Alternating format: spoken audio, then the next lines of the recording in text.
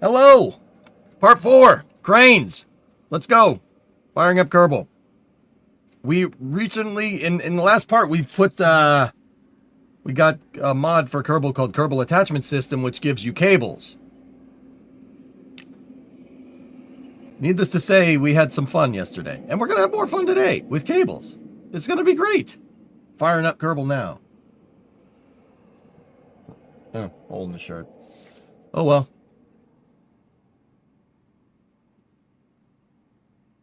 So what I want to do today, guys, is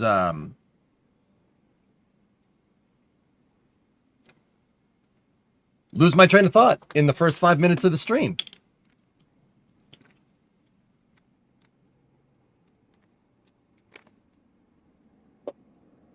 No, I wanna mess with the Kerbal attachment system, figure out how it works, and then see, really kind of look into seeing if we even need crane parts in the first place. I kind of think we still do, but I don't know. I don't know. We'll see. We'll see. So I'm going to fire up Kerbal now, and we're going to go from there.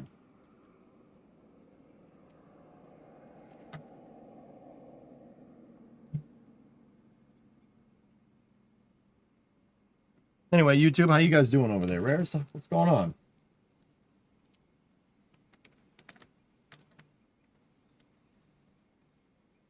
Anything can be done with an Oscar B and a Vector. They are the NAND gates of the Kerbal crane world. Mm-hmm. We did prove that.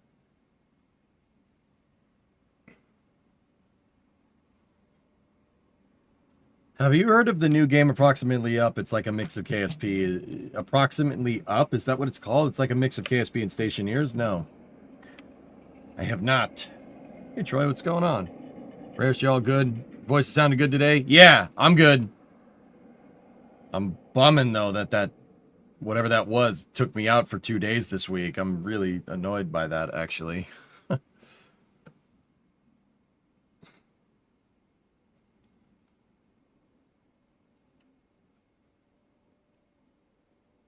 But whatever.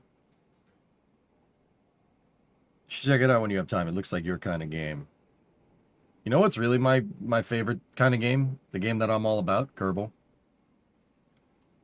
I'll look into it, dude. We'll see what we can see. Sure. Absolute Industries. Last month has been really rough. I'm glad to see you streaming, my brother. Oh, yeah. No, believe me, dude. We're all going through some hard times right now, but what doesn't kill you makes you stronger. Your time for revenge is at hand. Well, the ZF1. It's light, handy adjustable, good for righties and lefties. Word on firepower, titanium burst of 3 to 3,000. The new replay, another Zorg invention, it's even easier. Fire and replay sends all the following shots to the same location. And to finish the job off, all the Zorg oldies with goldies. Rocket launcher, air launcher with flamed poisonous tip heads, our famous net launcher. The always efficient flamethrower, my favorite. And to finish the job off, the all-new Ice Cube system. 4 crates delivered right on time. Now, my dear chat, do you have what I asked for?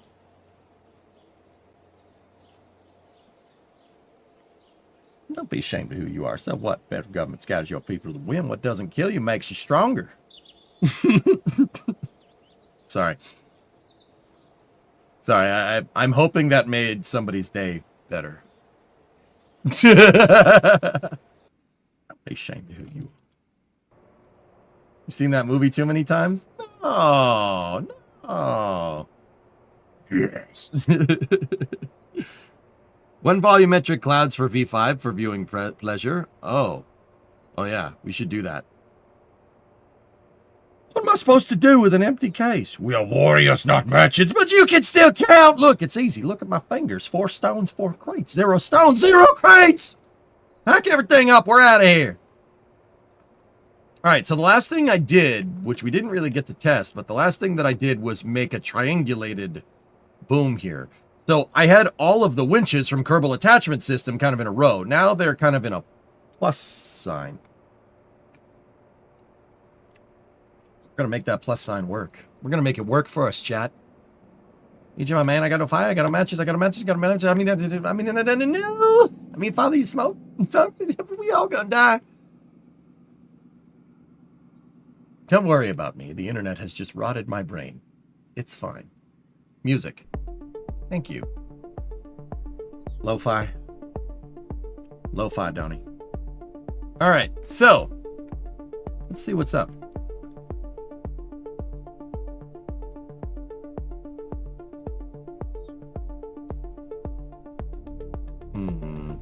Okay, Jebber, we're gonna need you up here.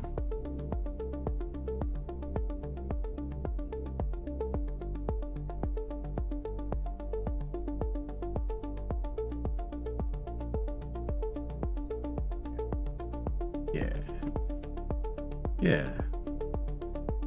All right, so what I'm gonna have him do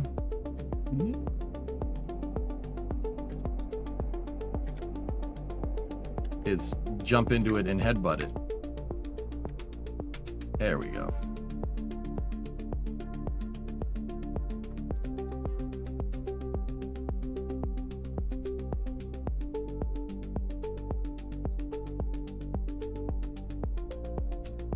See, it's retracted, but we are going to unretract it. There we go. No.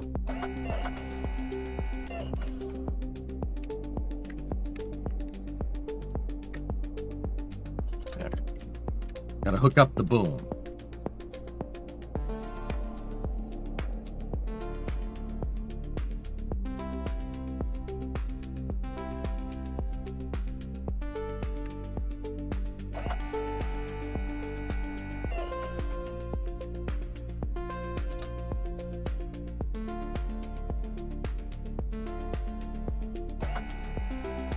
So once again, this boom has pieces on all sides here. We have winches in kind of 4 times symmetry. I'm just connecting them all right now. The idea here is that, you know, it works like a spreader, like a load spreader, and we should be able to pick this up no problem without any issues. Because we did have some issues trying to pick this one up the other day, but that should... Tedster, what's up, man?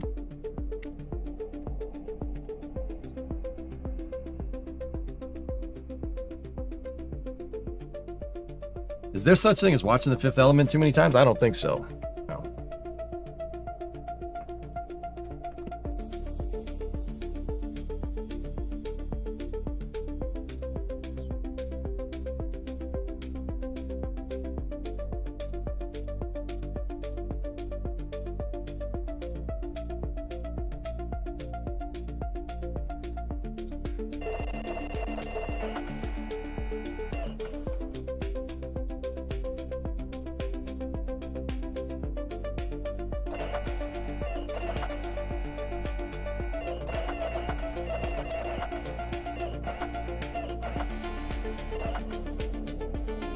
Yeah. All right, so let's turn the music down a little bit. Music's just a smidge on the loud side.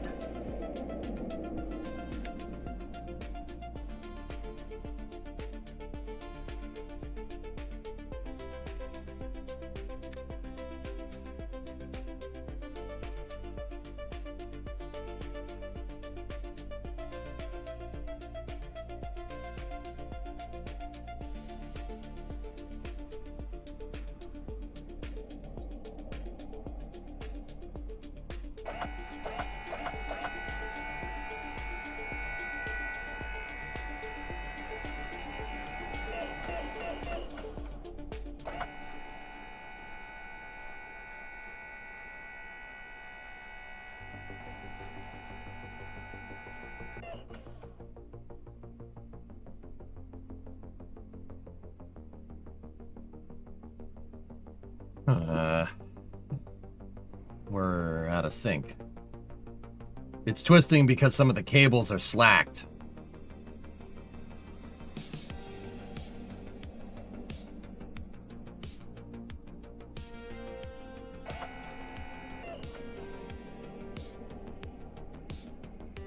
Gotta keep these dang cables even.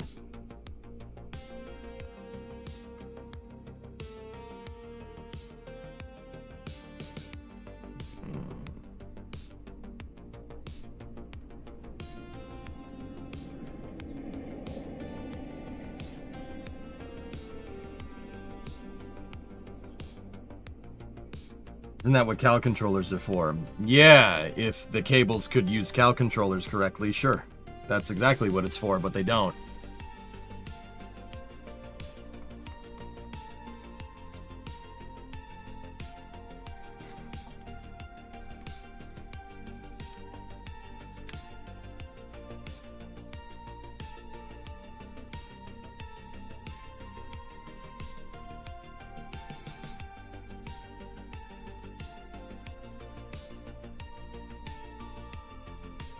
Maybe it's a KRPC automated thing.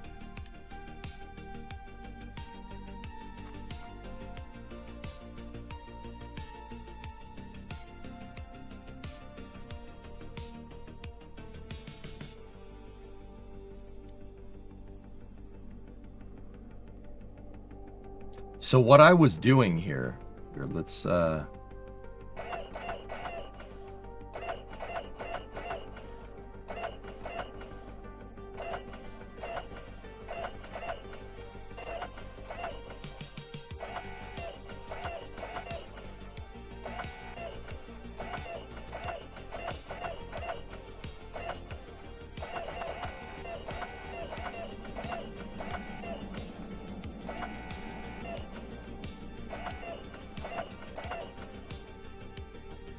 there. That'll work. Yeah, syncing up the cables is a big pain in the butt.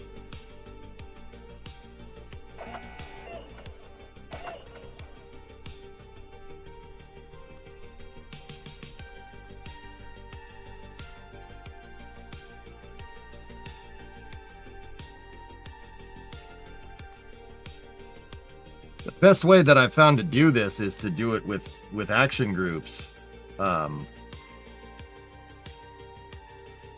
So extend.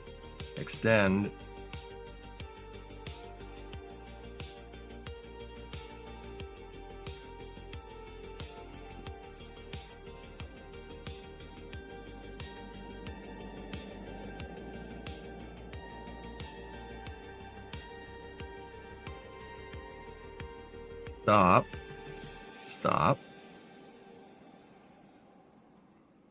9 to retract, but that's just, you know.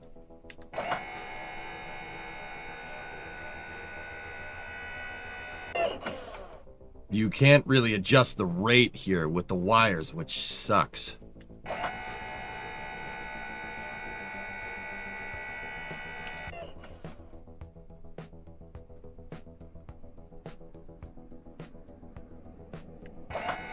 I put Kerbal attachment system in, guys, and it seems pretty damn promising, I will say.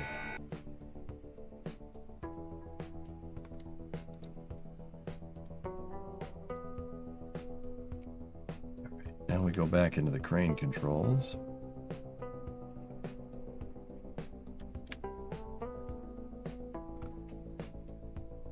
Maybe you're better off having the vertical movement done with hydraulics, which attach to a spreader bar.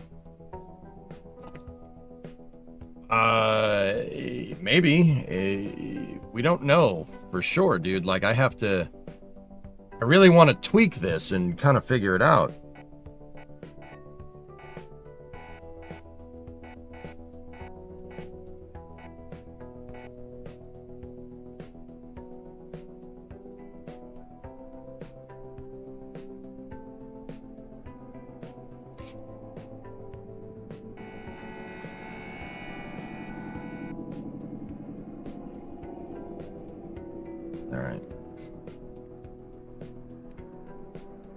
We won't know until we try. So, that's the action group right there.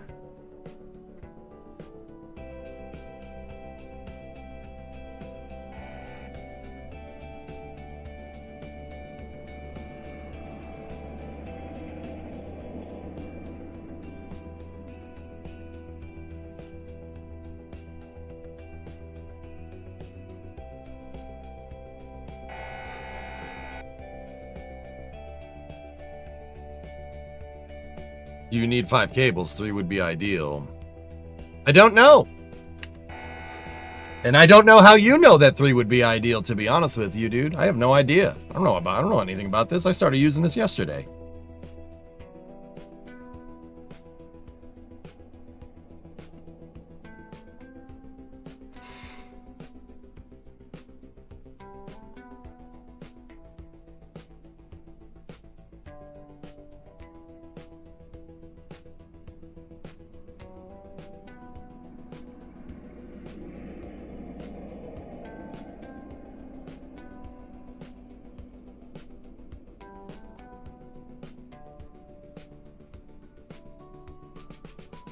Right.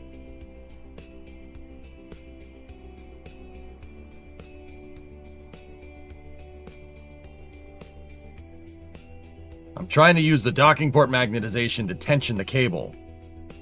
And that will inadvertently get this thing to stop moving.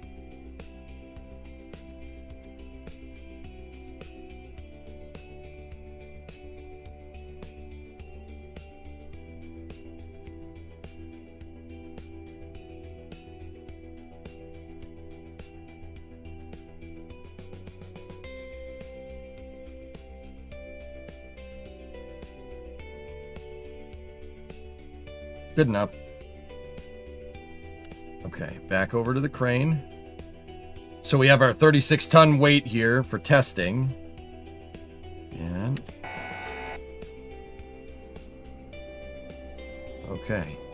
So what I want to see here is if our triangulated cables can withstand getting, wrecked. So we're gonna retract. And then stop and see if it punches the cable out. Nope. Nope. Nice. Triangulating these cables should work like a spreader bar. It should... I'm going to turn the Kerbal volume down just a little bit. It should help us. It should help us not snag a cable.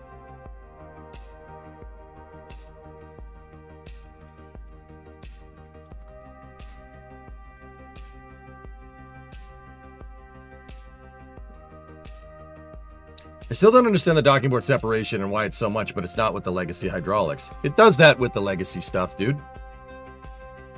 Oh yeah, that happens.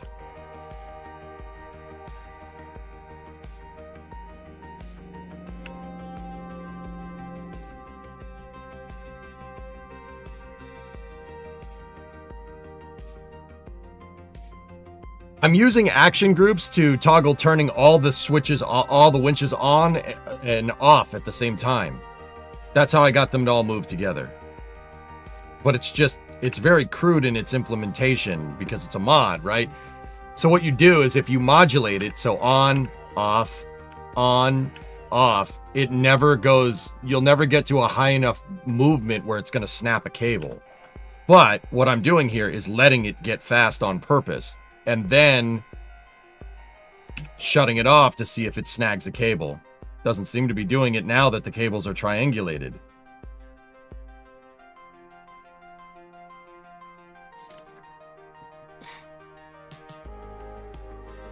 Hey Jay, hope you're doing well. I just saw this and thought how awesome would it be if you made this with one cable in each corner and control both X, Y, and Z with just the cables. Probably a nightmare to do without KOS though. Yeah, pretty much. Have you tried the hooks yet? No. No, I haven't.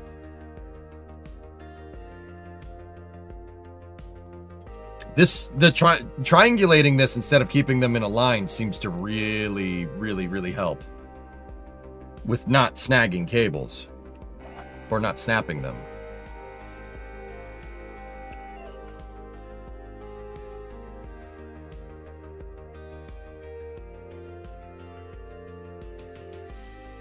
All right, can we move it? Oh, yes, we can.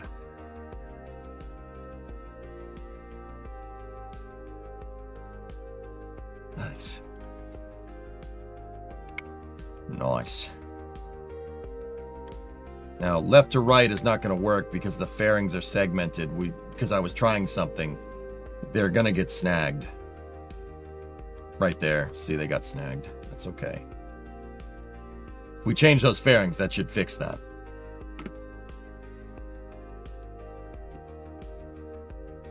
Yeah, the biggest thing is, yeah, no snap docks. Exactly. So we could do what Aitor was saying over in the YouTube chat. We could still use our downward hydraulics if we're really not happy with the cables getting snagged.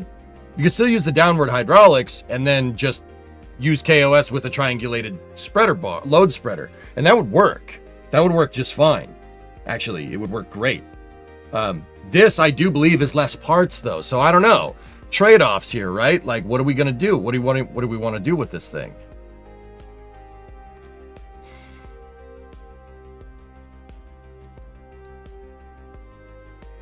But, yeah, I think it's pretty clear that this is quite nice, actually. This works really well.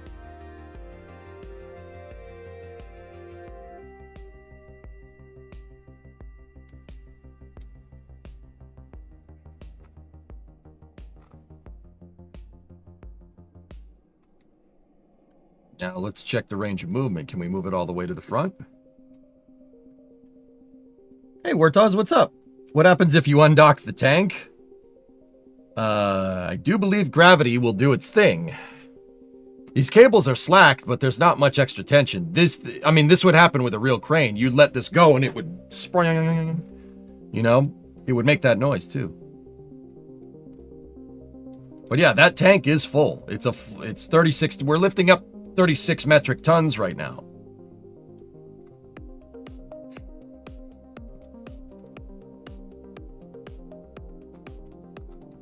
Dude, triangulating the cables works. It works really well. Actually, I'm quite impressed that doesn't... Here, let's try letting it down. Ready? So make sure everything gets up to 3 meters a second movement. And stop. Cable triangulation, baby. Physics. Spreader bars. Spreader bars, dude. Frickin' spreader bar guy. Look at that. That's fantastic.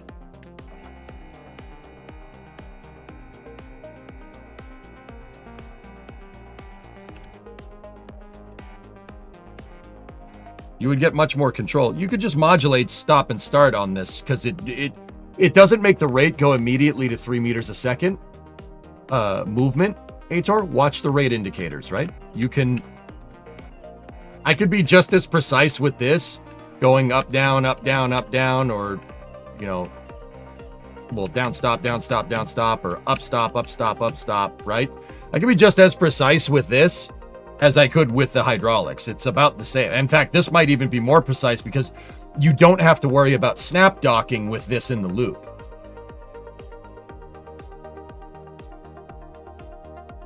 What's the max weight it needs to lift for the shuttle stack?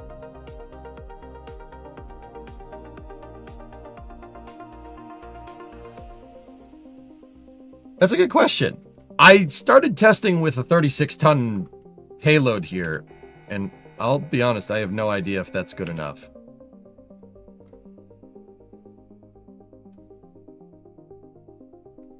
How will this build stages? Docking port shenanigans on each tank? Yeah, orbitally, yeah. Is this near capacity? I don't think this is near capacity. I really don't. I think we could probably lift double this, but then double, we'd have to worry about a tank getting snagged.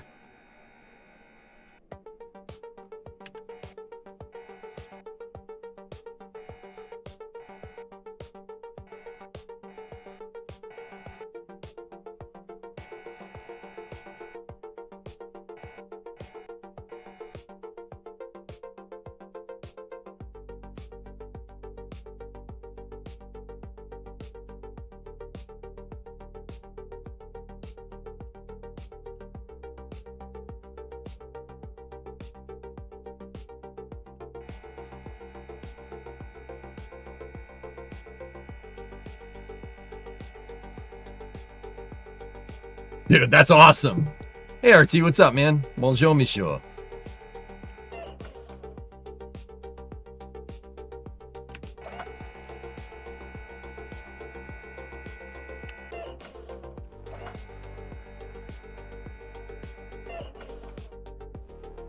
And of course, when we triangulate, if I pull this all the way up,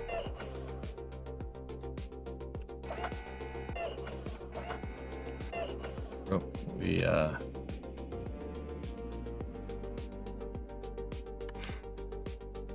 probably should get out of the way of that.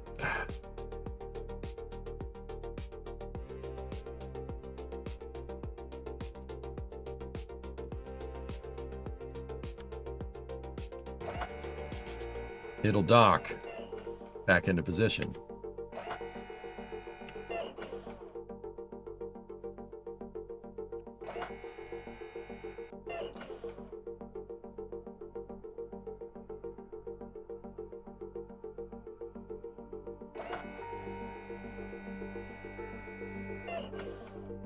Nice. So theoretically, just a one-time setup. Yep.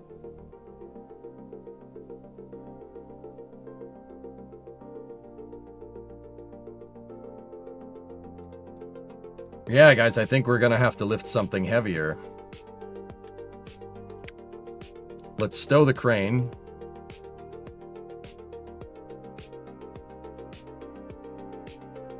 I honestly want to see what happens if you just kind of leave this here between scenes.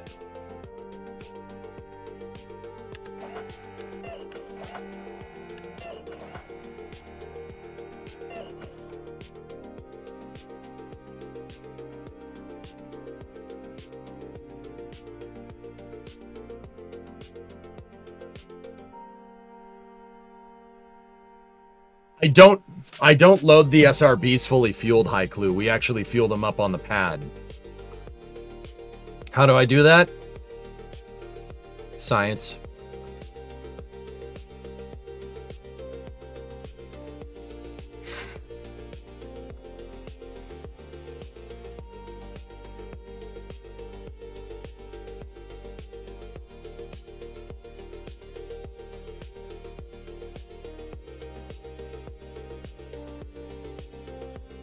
All right, let's just leave this here like this.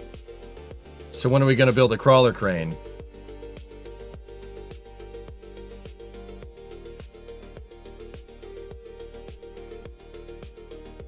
Yeah? Actually, Geek, what I could do is I have a telescoping crane that I built on the back of a truck that's just begging to have this. You know, that's just hit that face. That's just begging for some Kerbal attachment fun. Could lift that up if we want. All right, so let's go to the Space Center. Let's leave this here, and let's see what happens when we leave this hanging. Kerbal doesn't really usually like leaving the cranes kind of in an open state, at least with the hydraulics. Maybe you should build them fueled. Actually, that reminds me, you wouldn't happen to be behind the segmented SRB system KSA showed off, would you?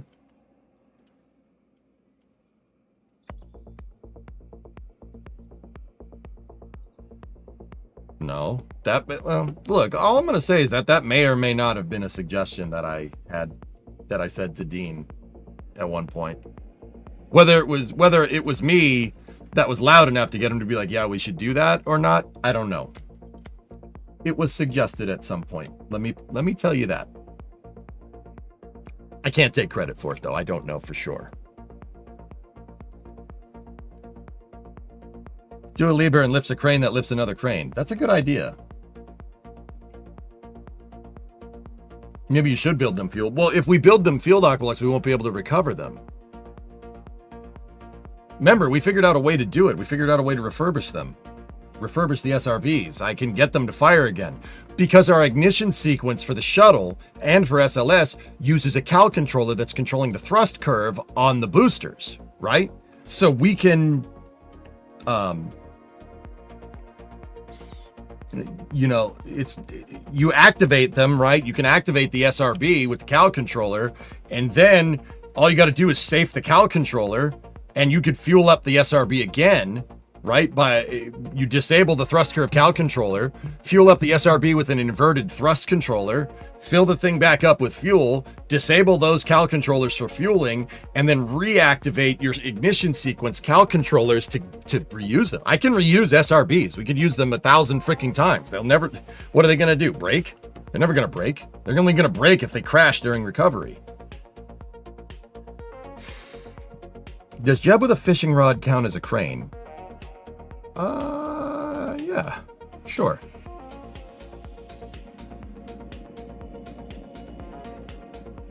You know what?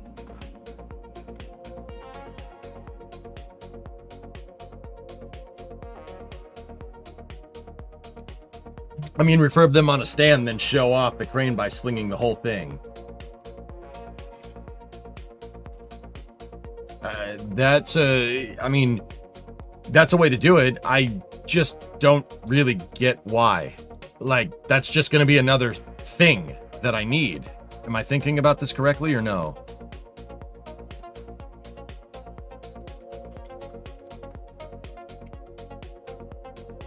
Yeah, see this thing right here?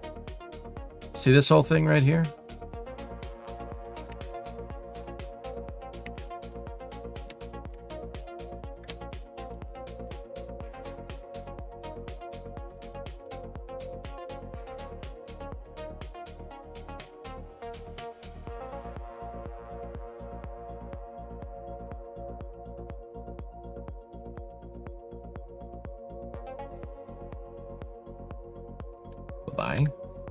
Bye-bye. Bye-bye. Bye-bye. Bye-bye.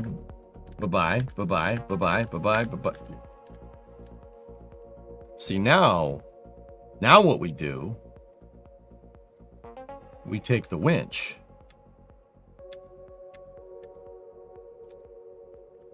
And you put the winch on here. And the winch is going to do winch things. Don't you see? Do you see? Do you see?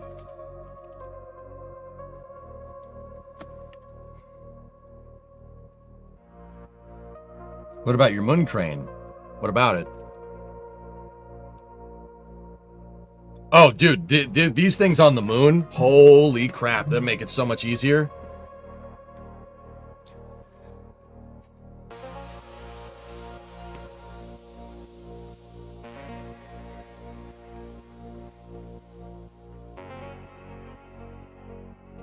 But see, we need something that's cool, and we can use this later, but we need something to pick up that's heavier than 36 tons with the gantry crane.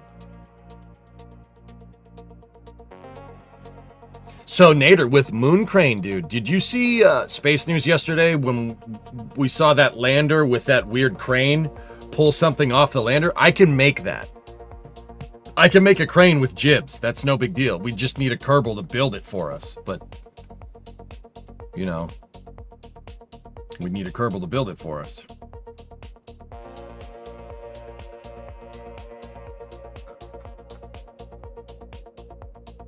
How much does this weigh? That's 57 tons.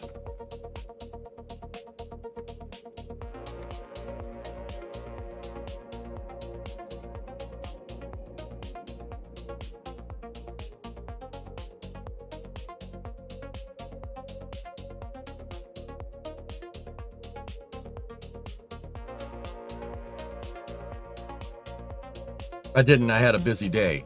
Well, aren't you the popular one? I have a COM indicator in here somewhere. I know I do.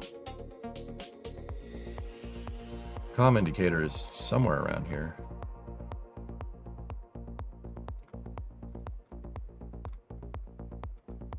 You could winch this into place instead of using a jet truck. There's a lot of things that we can do that could be useful. That's all I'm saying. Because remember, the other thing to think about, Aqualex, is that KAS, I mean, we just proved it with the 5 wires attached to the crane. Multi-cable docking is absolutely a thing. Spreader bars, winching mechanisms. Recovery ops. Just saying. We can do some stuff. KAS kind of really changes things. You needed KAS years ago. Yeah, I know. How heavy is the shuttle? I don't know.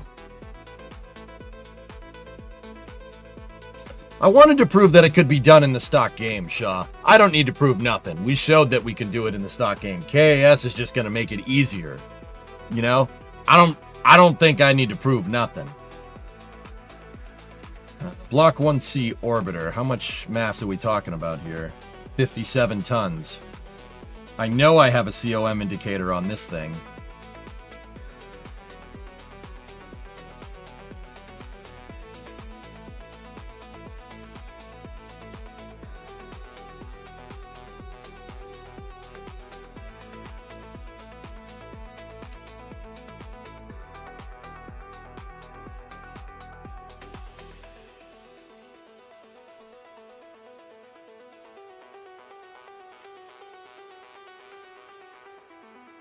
Now my brain's popping off, dude.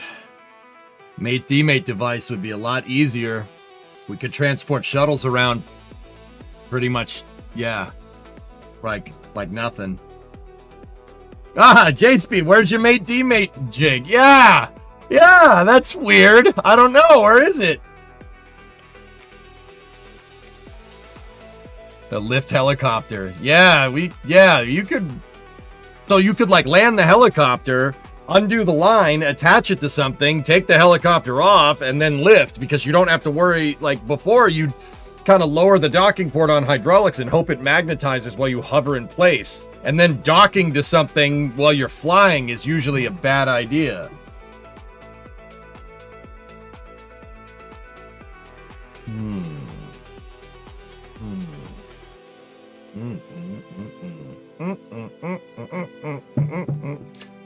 There is a lot of stuff. There's a lot of stuff we can do here. This really opens up the door for all different types of fun. So my shuttle's 57 tons.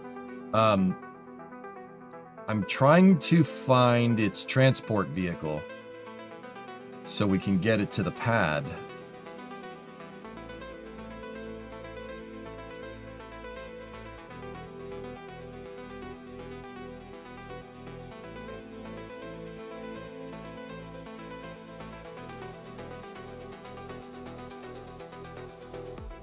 Oh, there it is. Found it.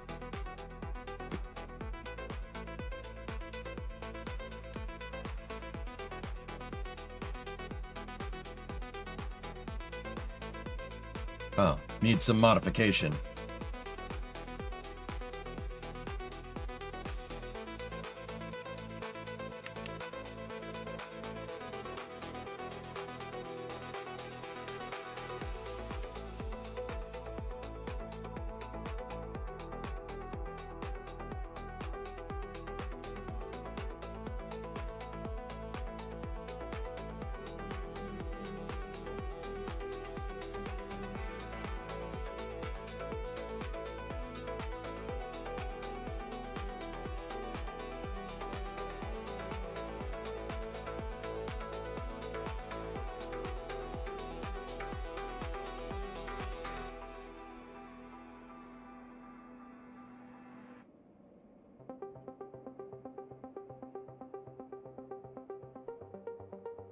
There we go.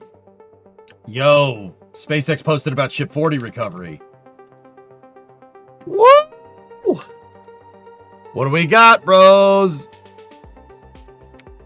The SpaceX recovery team is still working to recover Flight 13 Starship from the Indian Ocean. They've been overcoming challenging conditions in increasingly rough seas as they attempt to guide the 52 long-meter spacecraft to port. They put floaties on it, dudes! They put floaties on it, just like you said! Let's go! That's awesome! Discovery, go at throttle up. It's got floaty wings!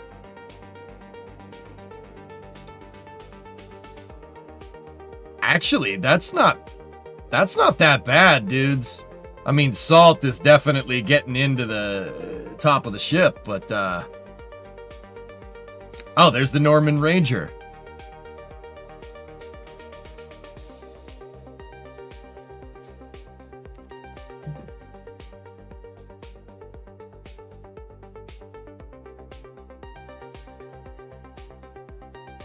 Does look good, Yum Food. Yeah, everything looks really nice there.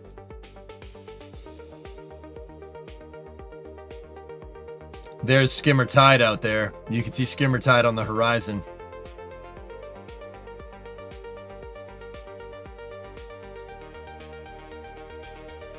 Is it just luck that the heat shield's not in the water?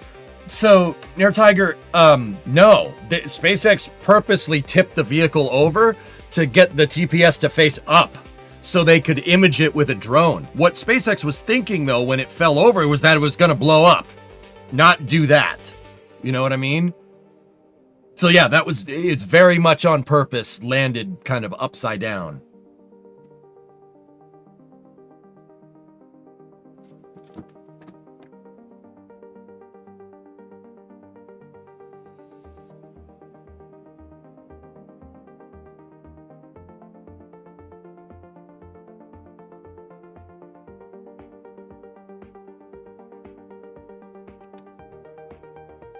Did you see the boat that is going to ship 40 to Starbase?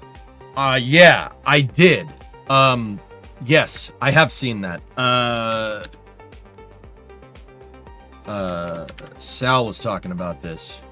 You guys wanted me to shoot him a message. I did shoot him a message to see if he could be on Flame Trench. I shot him a DM, so we'll see what Sal says. I'd love to have him on Flame Trench, dudes.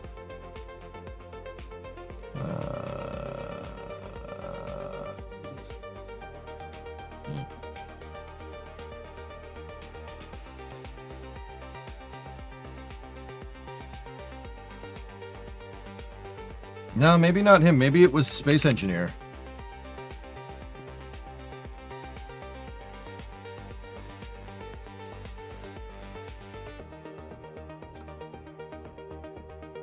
I saw it. It was a ship that was flagged out of Malaysia, I think. Or no, Liberia. Liberia. Those countries aren't near each other, and I know that.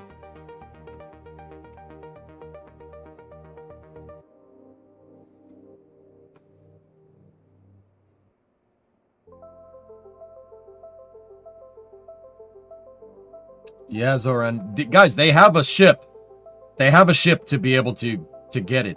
It's basically a flatbed ship. Maybe it was Ryan. Hold on.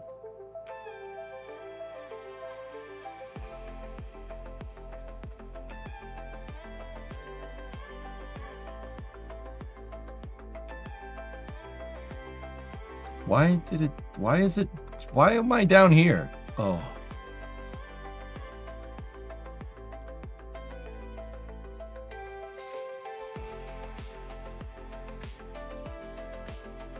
What?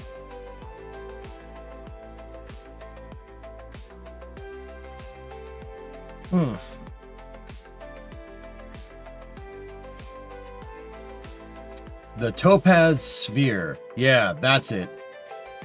It's flagged out of the Marshall Islands. There you go. You passed it? No, I didn't. You did.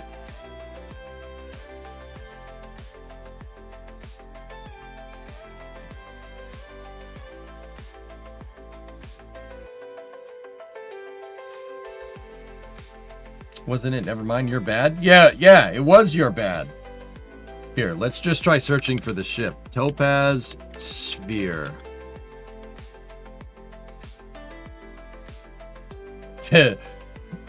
That X search algorithm, though. Oh. Yep, that has nothing to do with this. All right, great. Yeah, great search engine here. That's all right. Let's just stop that. How about we just stop that?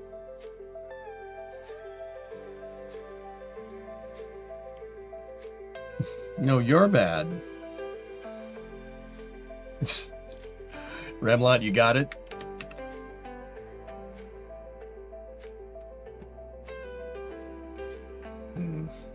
don't think that's it. If they don't catch Flight 14, this recovery will be an even more important timeline-wise. Exactly. Yeah, Kronk. Yeah. Dude, I'll say it.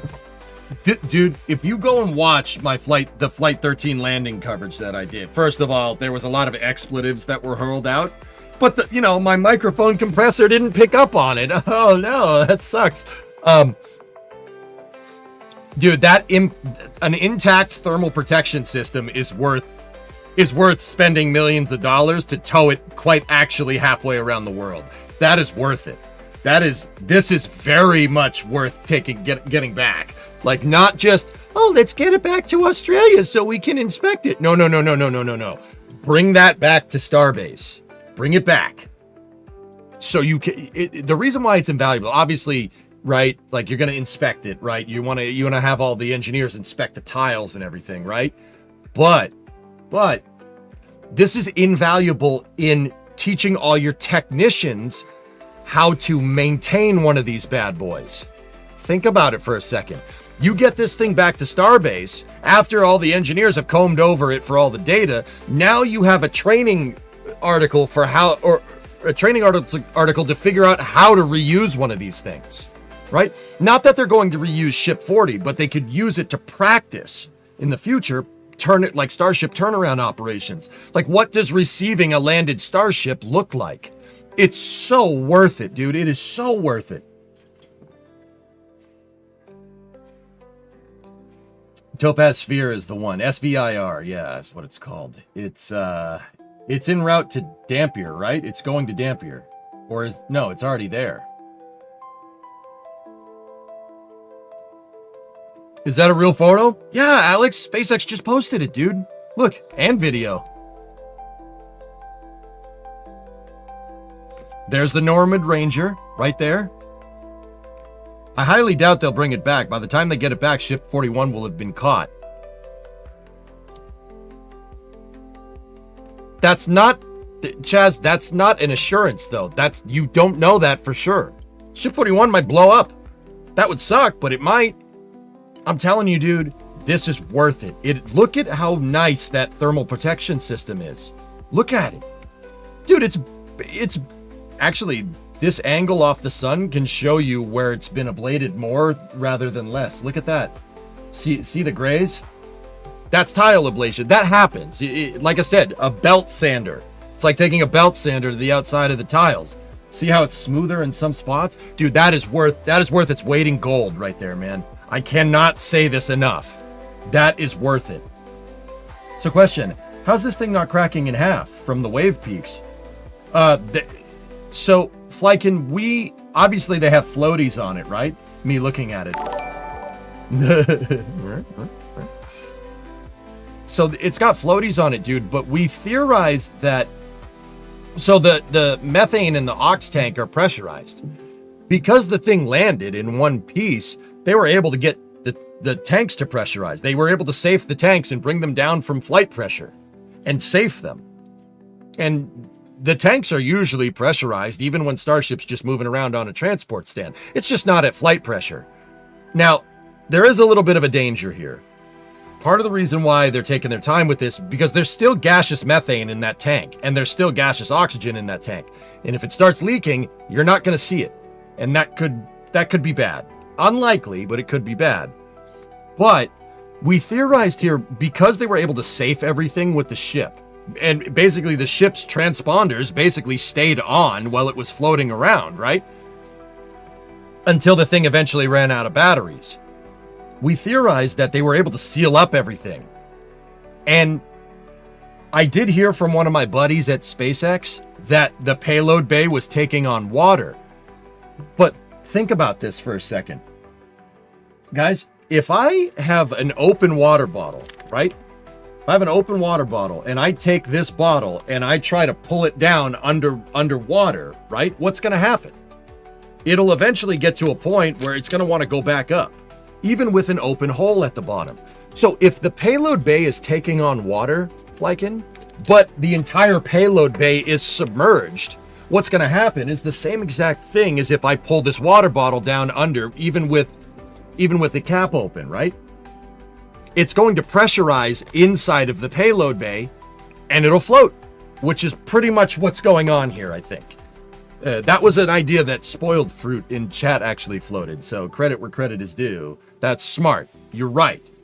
That's what's going on. But that didn't stop them from putting floats on it just in case. But yeah, dude, as long as the entire payload bay stays submerged, it's not going to take on any more water. It's going to pressurize. There you go. We're good to go, man. He floated that idea. Yeah. I've been hanging around with Sawyer too much, haven't I? Isn't that cool, though? They have the Topaz Sphere waiting at port to bring it home. EJ was just talking about it a few minutes ago. NSF also said the same thing. When do I think it'll be back? Hendo, it's gonna take, let's take a look at the Topaz Sphere real quick. What's this vessel's maximum speed underway? Yeah, it's in Dampier. There it is. It's waiting. This is the guy that's waiting. It's a big ship. Yeah, this Topaz Sphere is very big. That's a gigantic vessel. Look. That's big. That's a big boat. I'm gonna say this thing probably does 10 to 15 knots somewhere. Man, look at that freaking the condenser rack that it's carrying.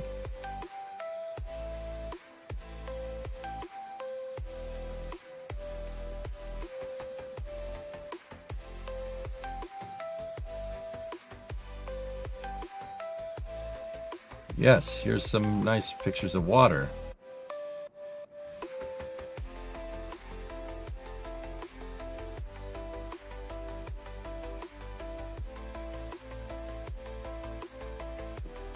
Who made this?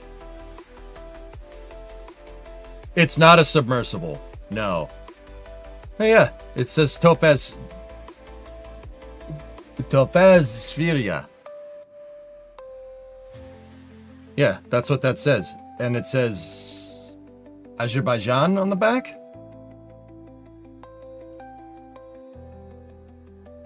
Huh. It's in Russian. But it says it in English on the side. It says the same thing right there, but yeah. I don't think it's Russian. The ship's flagged out of the Marshall Islands.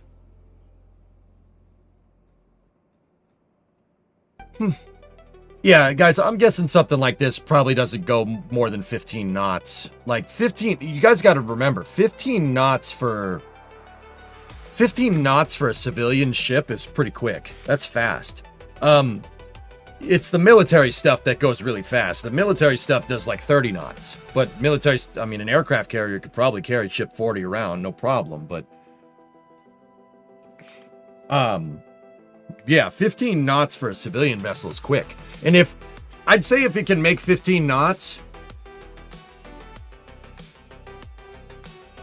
I mean, you got, what, 10,000 nautical miles to go? It's a month, probably a month.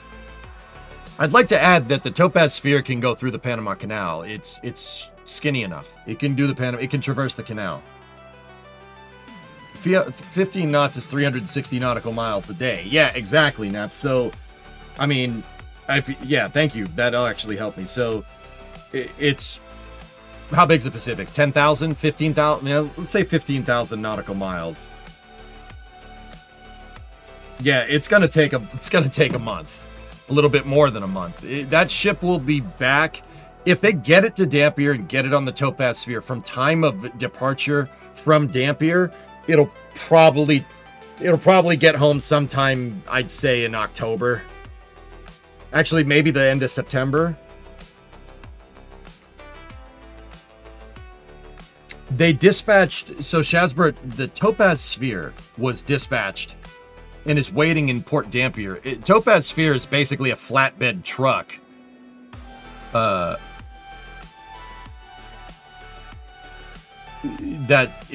It has a deck that's big enough to hold ship 40.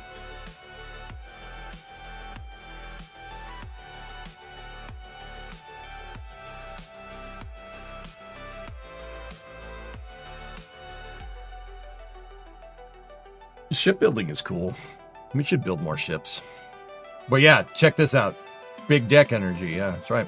Check this out, dude. SpaceX just posted this. We just took a little bit of a detour from crane stuff to... It's not a semi-submersible Flykin. It's just a tender ship. Well, it's a hauling ship. It's not a tender. The Normand Ranger is an anchor tender. And then Skimmer Tide, the other recovery vessel, which is probably carrying the floaties and stuff, is a rig tender. They're basically flatbed pickup trucks for the ocean. That's what they are. Look at that thing. I still can't believe that thing's in one piece. Honestly, see, this is what I'm talking about when I say the ocean's gonna batter these tiles. Look at what they've done. See, the waves pushing up against the flaps have ruined the tiles on the front. Really, they're starting to come apart, which kind of sucks, but that's what I mean when I say they only have a certain amount of time before this thing will sink. It's not a ship.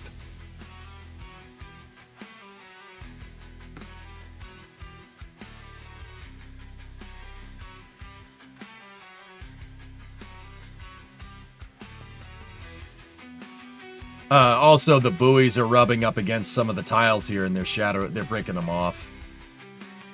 But yeah, that's what I mean. Recovery operations are going to damage it to an extent. What SpaceX really, unfortunately, what they really want is flap. What I'd really be looking for is flap data on the aft flaps, because the aft flaps get really freaking hot, and the belly of the ship. So you're still good, man. Like, this is all very much intact up there. Don't get me wrong, it's gotten a little exposed to salty air, but it's not damaged like those things down there, you know? Are those tractor tires? I don't think so. They just look like regular tires to me.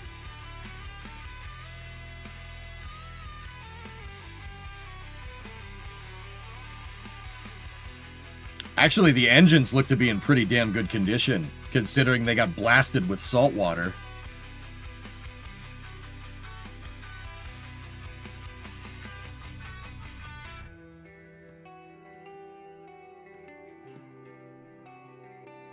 These are truck tires, judging by the size of this stuff. Those are truck tires.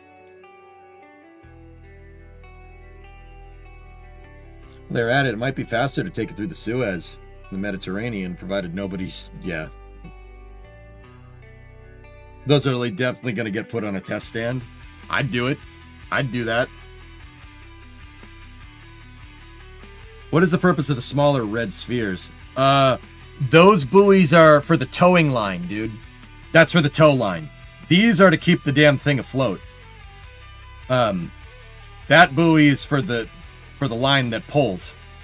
See them over there? It's to mark your attachment points, so you know where you're towing from.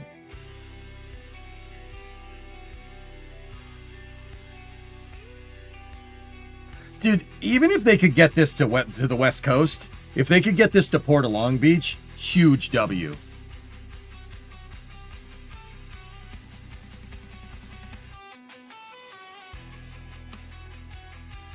How do you think starships can be protected from dust storms on Mars? Dust storms aren't that rowdy on Mars, dude. I wouldn't worry about it. Floating transporter frame, yeah, right?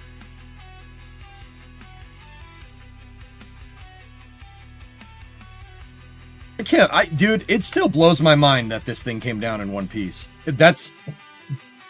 Dude, look. There is not much of anything that can do a water landing. Not much of anything that flies, save from like maybe a flying boat, that can do a water landing and basically be intact. Like, I think Miracle on the Hudson. That's how ridiculous that is. Like, you know, Miracle on the Hudson is when an A3, what is it, an A320 or an A319 took off out of LaGuardia, New York, had a double bird strike, lost both engines in terminal ascent, right?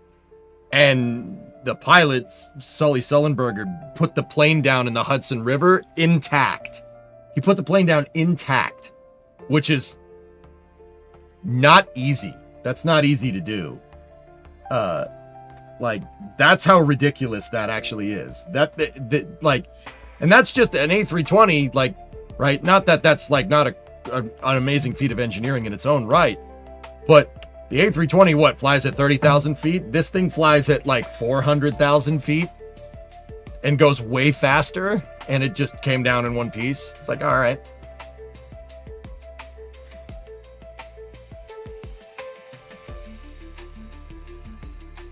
What's the long trailing cone coming from the nose for? I don't know what you mean. Yeah, exactly, Flykin. The engines are cherry, dude. Look at them. They're all 6 of them are fine. And Flykin, you know what blows my mind? They burn the engines into the water. They had 2 Raptors on when the engine section contacted the water, dude.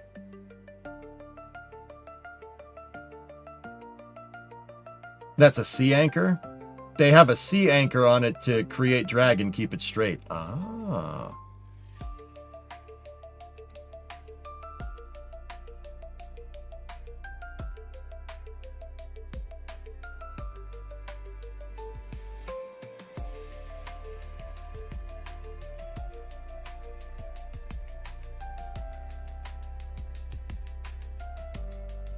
There should be some salt solidified to the engine section, yet here we are. I think if there was any hellfish, it probably got dissolved by a wave, you know? Crazy, right? Alright, anyway, let's get back to what we were doing.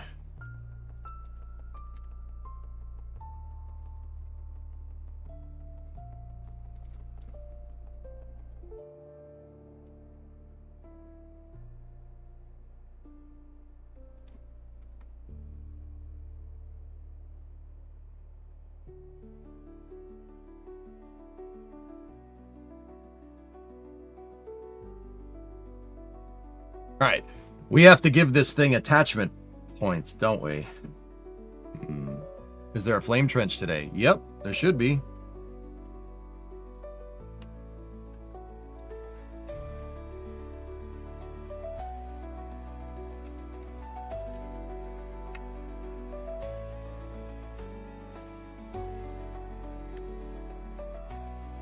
How are we going to lift this thing?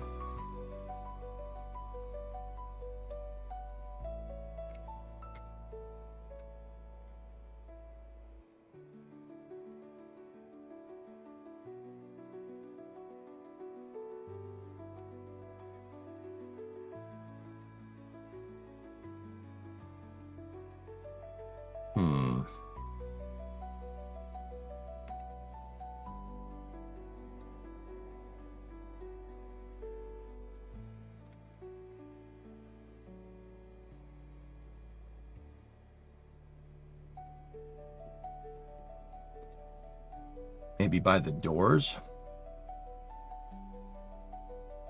I mean... So in reality, the shuttle's lifting points are right here. But...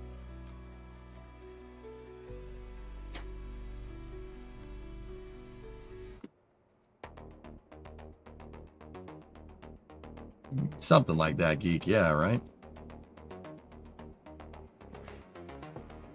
Did you design hard points there? Well, with KAS, we can make hard points here. That's no big deal. Let me show you guys the actual shuttle's lifting bracket. I'll show you. So you need 2 cranes to lift it in real life, but I'm sure we can figure something out.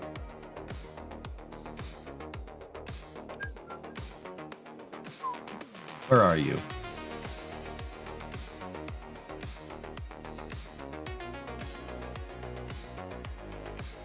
There it is.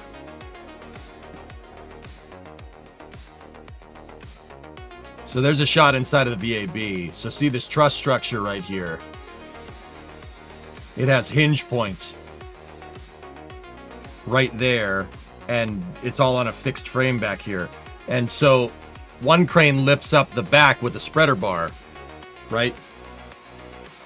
And then the other crane will lift this piece. This piece is another spreader bar, right? And the idea is that you lift the front and back of the shuttle up at the same time, right? And then the crane with the spreader bar on the front and the huge Y bracket will pick it up, right? And turn it vertical, and then you let the second crane go, and then you can pick it up vertically. We're going to have to do that if we're going to make the SAV and stuff, but there's the Kometo. Yeah, see, we need a bracket like this.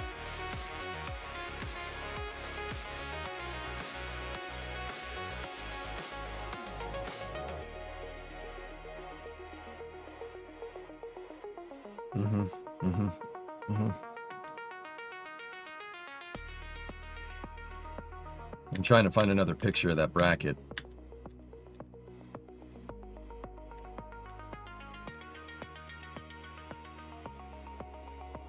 Where are ya?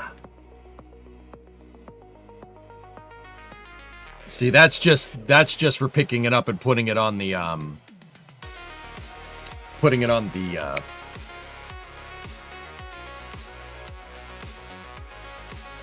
the 747. Why did I don't know. Don't ask.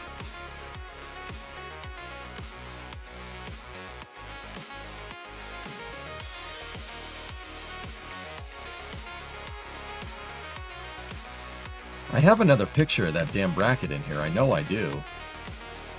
There's the... Of course, the arrow key gets stuck down.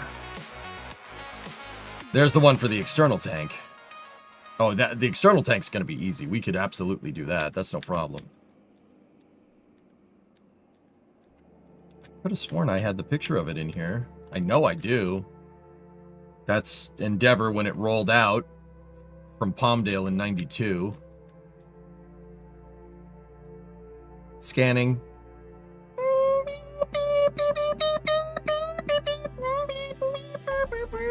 Beep, beep, beep, please launch my shuttle.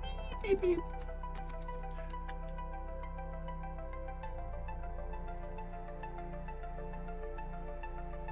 Oh, nice. If you know where that is, good for you. Also, what do we got over here? Oh, hell yeah, Caprice. Now we're talking. Nice. So that's test stand 4670 at Marshall. Blue Origin uses that test stand nowadays. They were doing ET testing. Well, ET integration testing, let me put it like that. There it is. Ha-ha! Dill hole. So, we could do KAS from there to there, and we don't need to worry about a hinge point. That's no big deal, right? We're gonna need a hinge point or an attachment joint there, attachment joint there, and then we got to find a way to attach the damn bracket. That's the problem. How are we gonna do that? Tier, Griffin. Ah, crap. Now, I do have an idea that we could test. I missed the shuttle. It's all right, brother. I missed the shuttle too, but also, you know, that's the guy. I've always said, dude, like, I've always said, if I had the choice between the Saturn V and the shuttle, even though I love the space shuttle, I'm taking the Saturn V because super heavy lift is amazing, right? We don't have to choose no more. We got a Saturn V sized space shuttle. Oh, we're good. Oh, we're good. Geeson, you got something?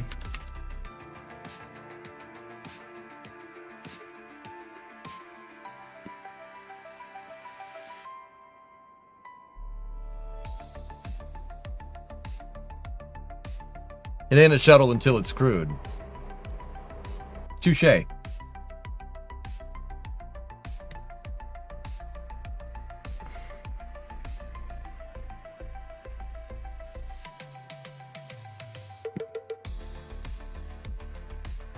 How many orbiters have you seen in person? All of them. Seen every single one, dude.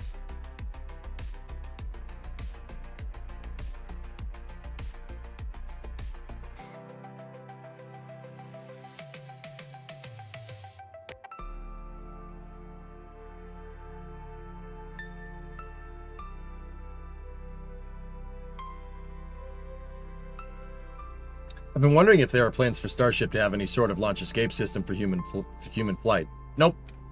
Starship is going to... The plan from SpaceX is that Starship is going to fly hundreds of times before you ever think about putting people on it. Same way that Falcon 9 worked. And if you want to do airline-like operations, a launch escape system doesn't make sense. The 737 doesn't have a launch escape system. So basically make it reliable enough and get a good safety record through that reliability and go from there. That's the plan.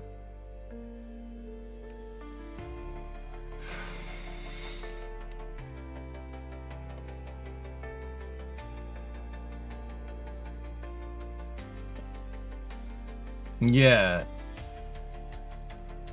I've seen every orbiter.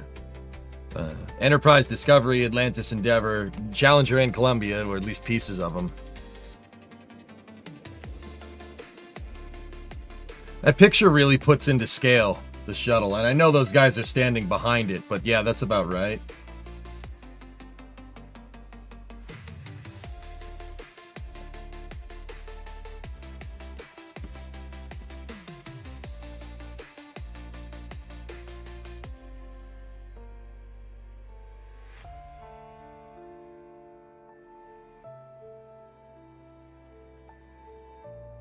Yeah, we got to do that. We have to do that. Oh, dear. You win the lottery. How much would you spend to buy one of those engine caps? I don't know.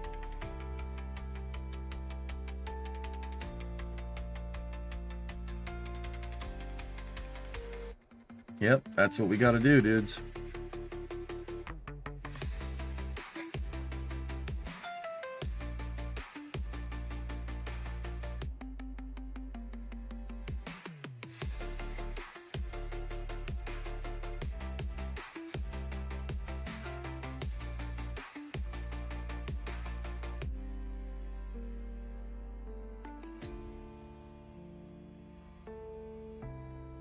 You'd restart Venture Star if you won the lottery. Something like that. I wouldn't tell anybody, man, but there'd be signs.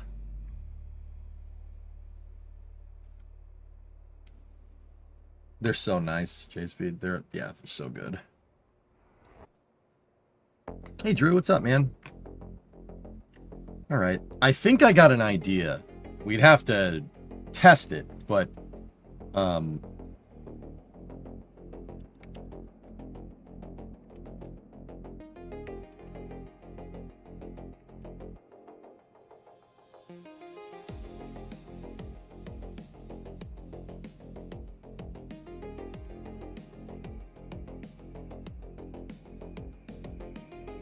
let's make a new file, call it orbiter lift.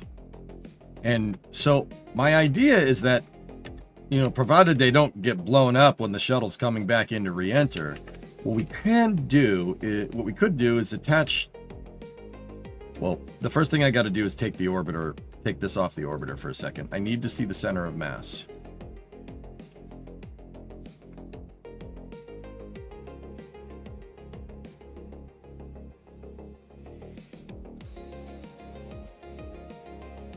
Dry center of mass, by the way. Do you have a comm indicator? Yeah, that's wet center of mass right there. But it's good to know.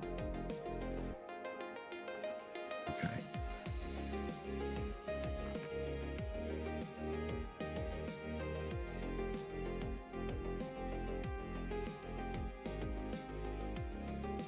Give me a second. I got to think about how we're going to do this.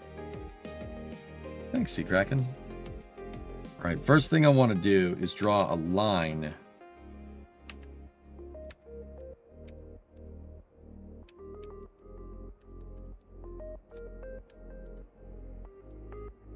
of approximate positions where the center of mass is. So the shuttle had lifting points like this. They were more or less here. Some of them, a set of them were up high on the payload bay and another set was down low. If you look at the brackets, I'm guessing that's just to line up so they could line up with the center of mass, guys. And see, notice that the thick part of this beam is basically right at the center of mass of the vehicle. Center of mass is in the third payload bay segment. If you look at like 1, 2, 3, it's right here. And my shuttle reflects that. It's same spot. No, like it's no secret that that's the thick part of the beam. Now we don't necessarily need to do that in Kerbal, but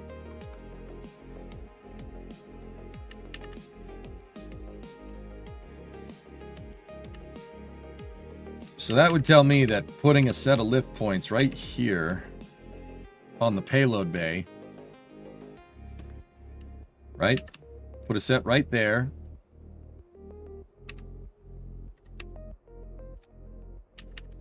And then put another set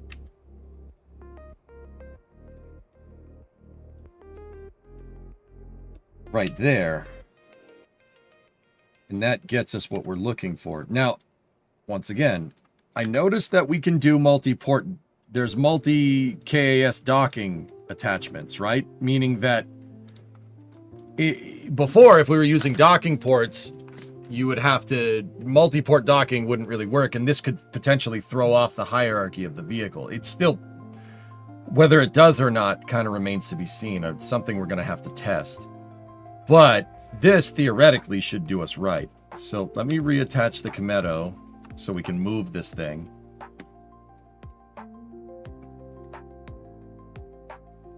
Can you use that to build structural infrastructure for the Constellation program?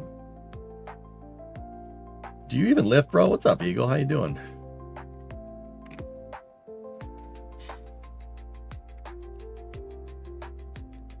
I don't understand, Phone Sister. Can you use what? The shuttle? Yeah. Yeah, you can.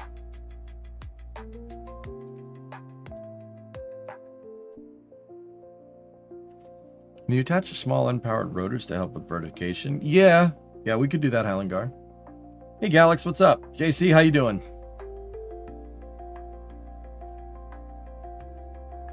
Didn't they do payload integration with the shuttle? Was vertical or horizontal? Chaz, it was, you could do either with the space shuttle. Is the Kometo vehicle real? Yes.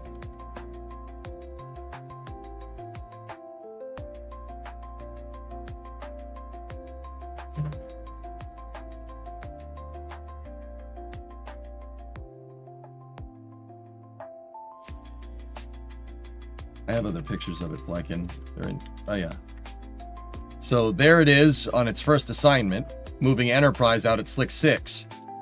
When the Air Force pulled out of the program, they gave it to NASA, and NASA used it to move their stuff around, to move their shuttles around.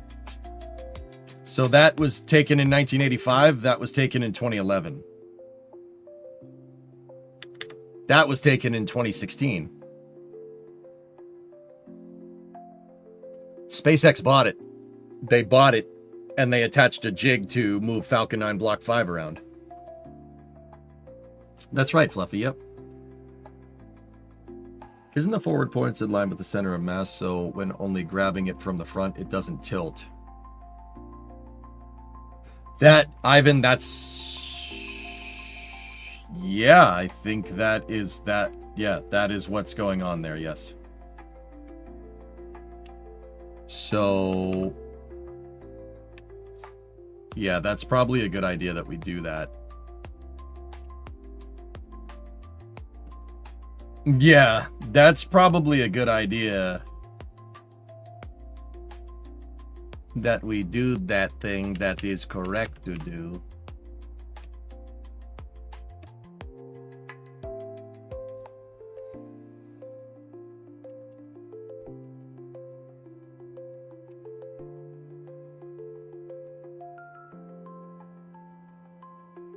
Still doesn't really explain why the back port is all the way over here, though. Why wouldn't it just be... eh.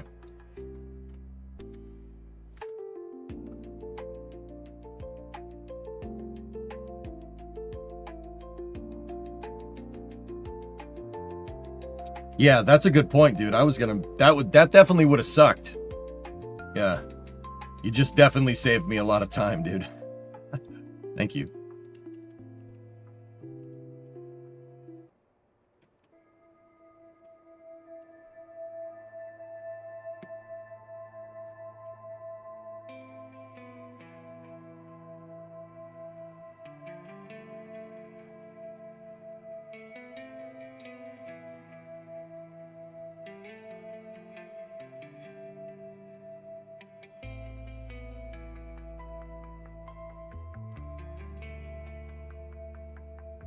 Luigi, the cranes don't hit each other when vertical.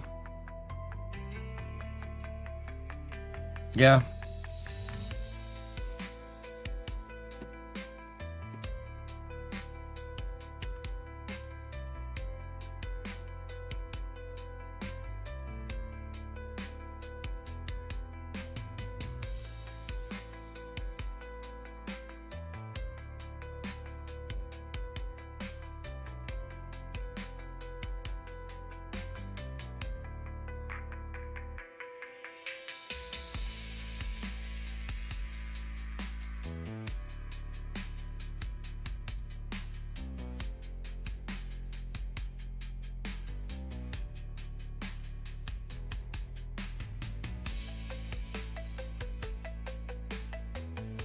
Okay. So,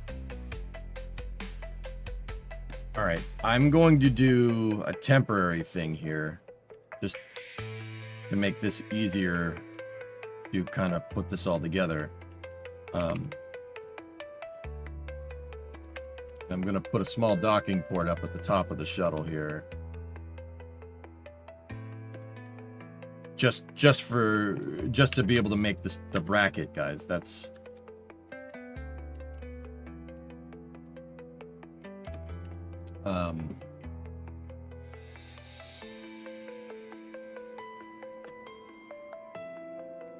Mutter, let's take a look at this picture. Also, yeah, I'm just gonna add this to my shuttle collection.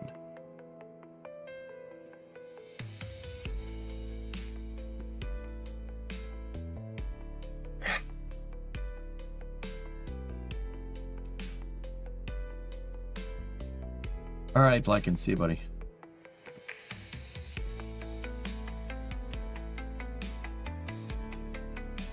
Elon is saying, oh, he just tweeted. What did he say? Unfortunately, ship recovery is not looking good right now. Nonetheless, we were able to obtain close-up photos of critical regions of the heat shield and engines for future upgrades. That's not great.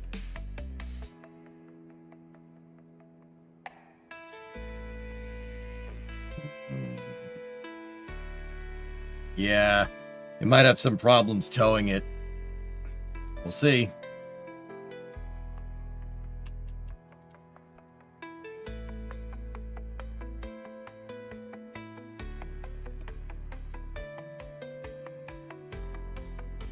The ocean is not cooperating. That's what's going on.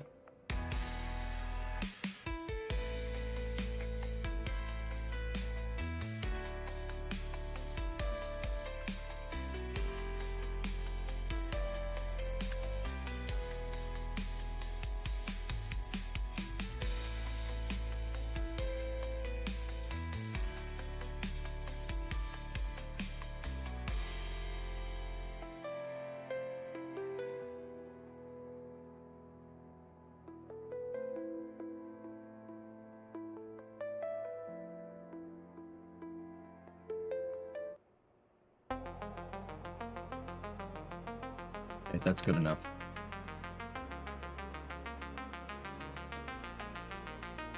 Now I gotta measure the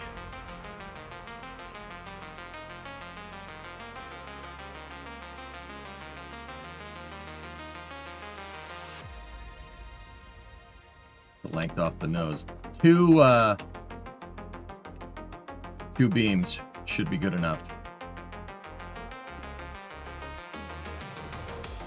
So I'm going to try something here, and I'll be honest, guys, I'm not 100% sure if it's going to work, but I'll let you know.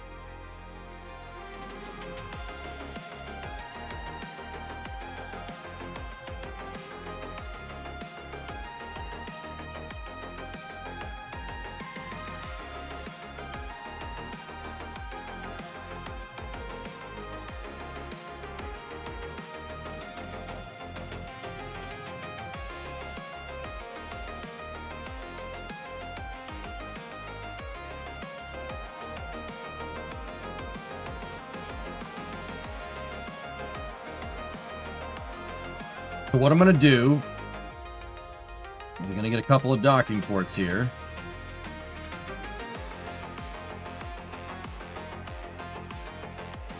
You know, theoretically, that's where the crane needs to be. And then for this top part, for the top bracket, what I'm going to do is put struts in symmetry.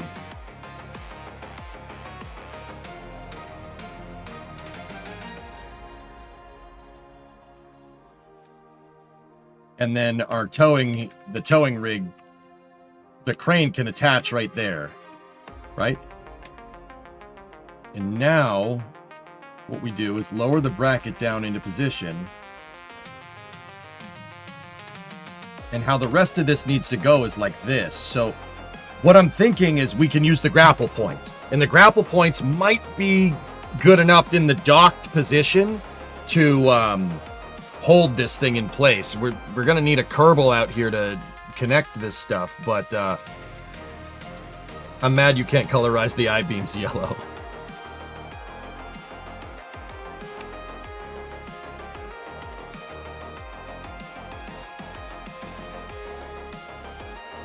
A G00 might not be the best idea here, but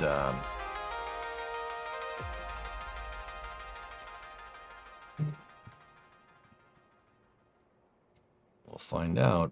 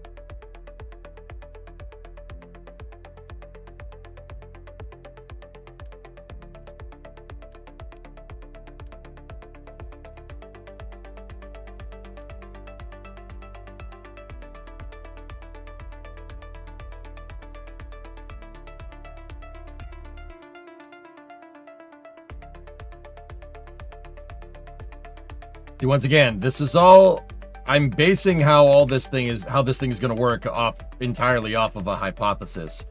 It might not. It might not do it. My hypothesis is that we can handle multiple hinge docking ports, meaning or not hinge docking ports, KAS, we can dock multiple at a time and it doesn't screw up the hierarchy because it still treats it like a separated vehicle. At least that's the idea.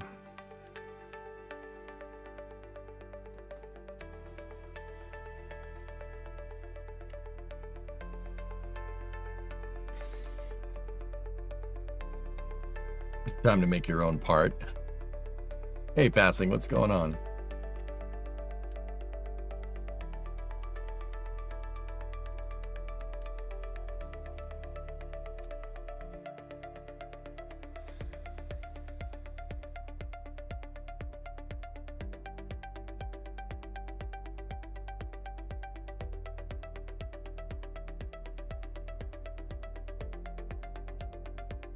You saw the Mission Impossible clip from yesterday? Yeah. Also, by the way, learn that the Kerbals can interact with the KAS stuff while sitting in the rover seat. That could be useful. Okay. When do you think KSP will become a good KSP alternative? I don't know. Let it cook, though, dude. Just let them do their thing. Yeah, but I don't know, dude. Soon?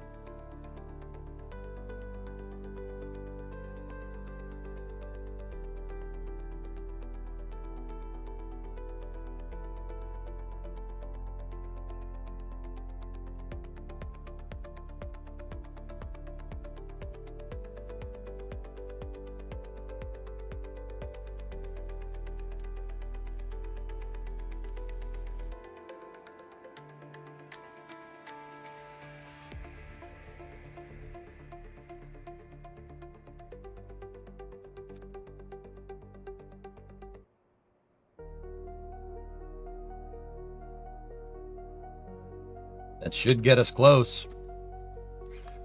I'm just not 100% sure that that hinge is going to be good enough, but we'll see.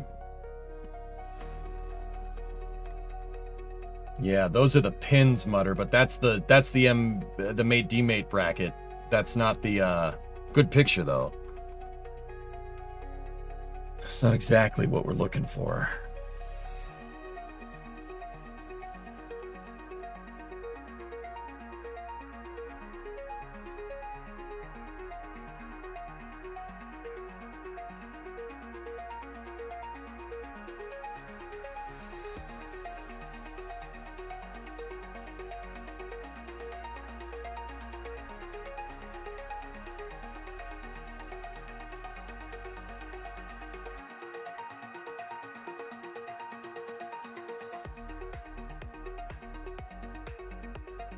EJ Shuttle's the most accurate one I've ever seen in KSP. Took a long time to get that right, dude. And we're gonna make it even more accurate because we're gonna freaking use the damn thing.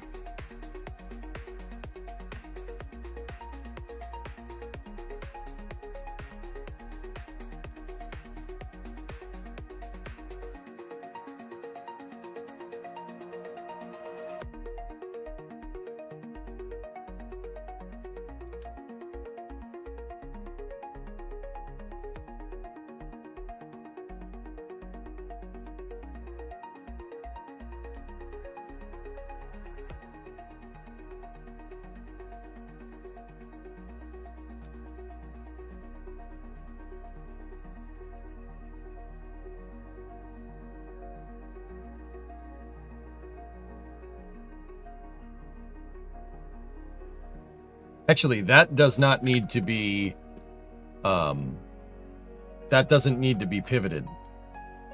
It doesn't need to be a hinge there. There's no hinge there in the real design. It's just it's a fixed point.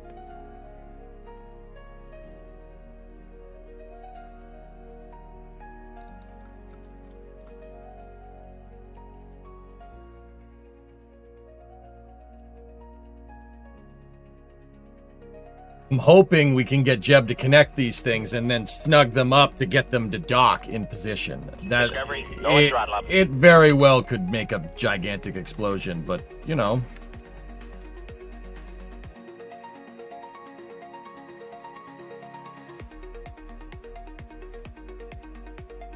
It'll be fun.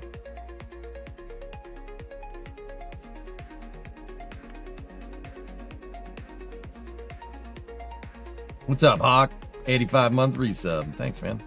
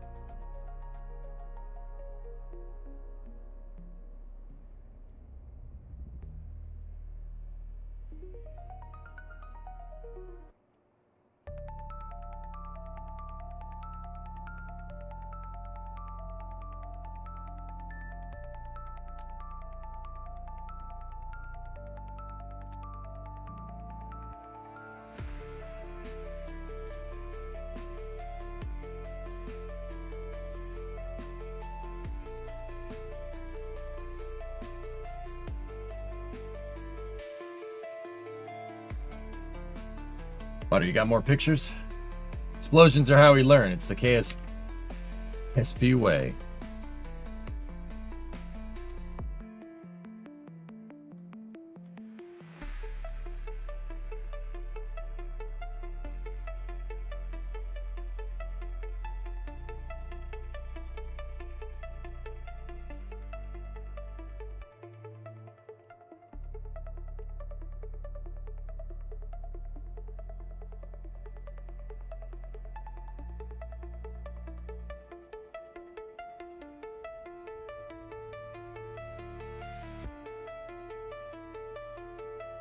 Mutter, I need to see this picture. How does that... Okay, so they got the spreader bracket right there.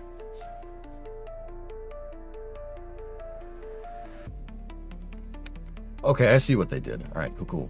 Let's,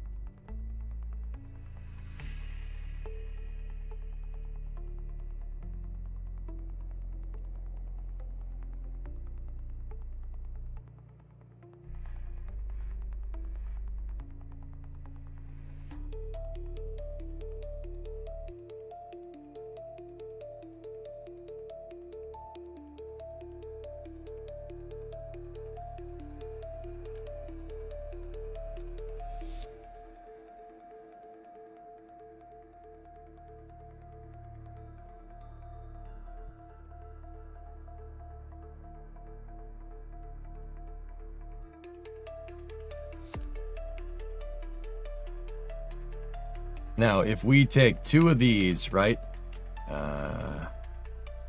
and we attach this to it, right, and we move these into position there. There we go. Now, we're going to need to go from here to this piece, like that, with a crossbar strut.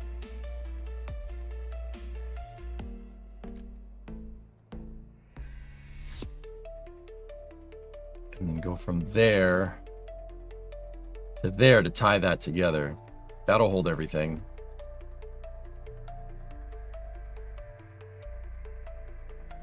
And then we need that other spreader piece.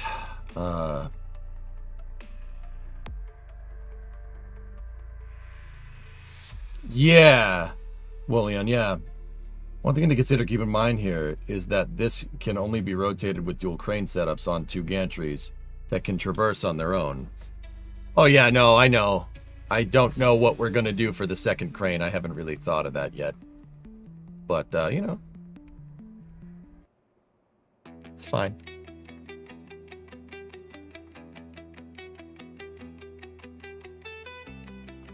Eagle, I'm more just building something that I know is gonna work.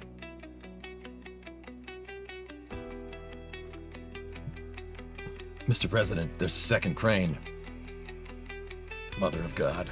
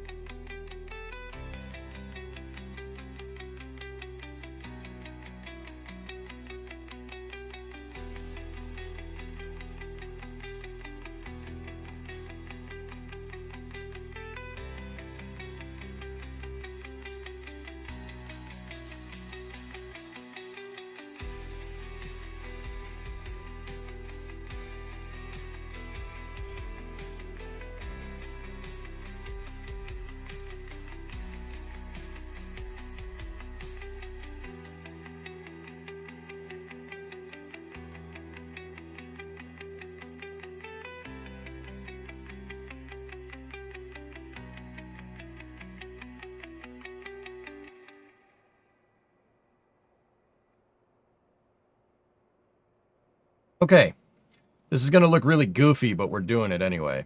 Let's switch this over into the VAB. Now we got to drive it over to the crane. We basically got to test to see if this bracket can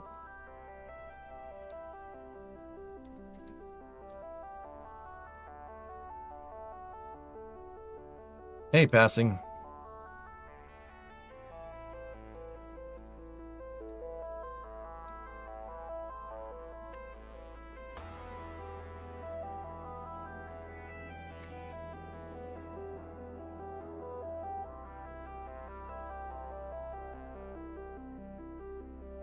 Those things don't like symmetry, by the way.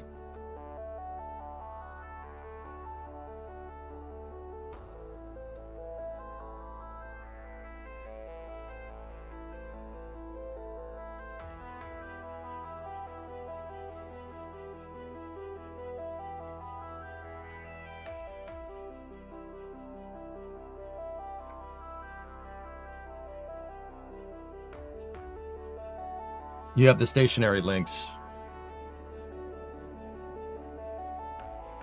Those things?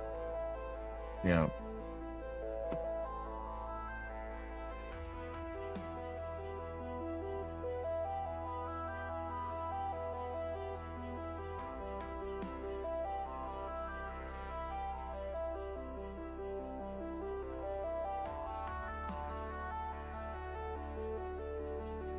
Okay.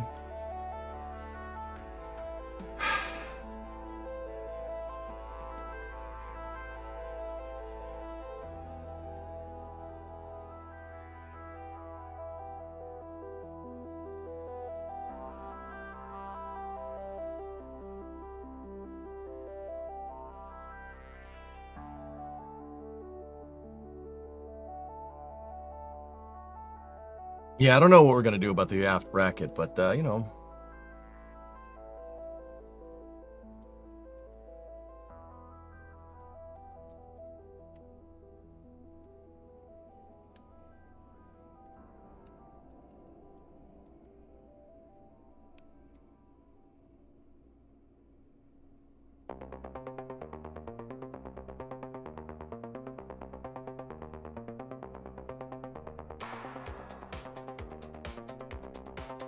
Here we go. Oh, if it does this, I'm going to be pretty damn impressed.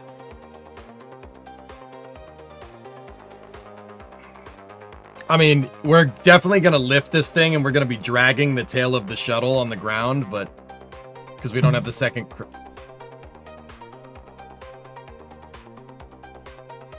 Because we don't have the second crane, but...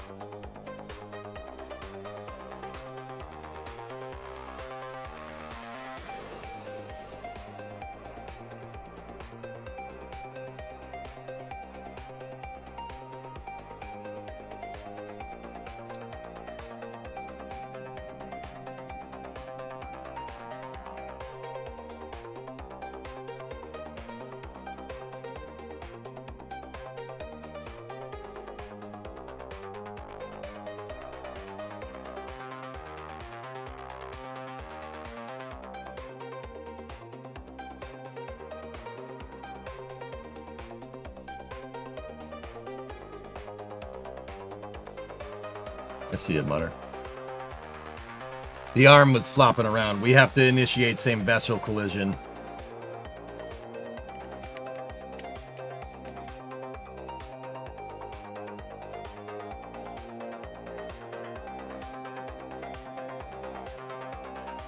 You gotta enable it manually on some parts.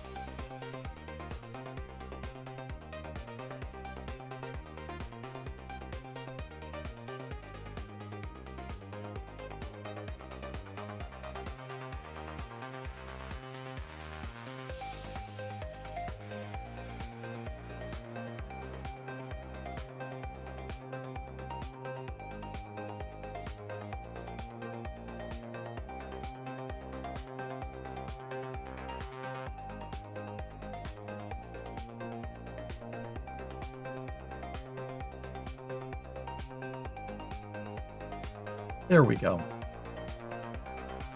Sorry. It's not designed to have the arm in that position like this, so...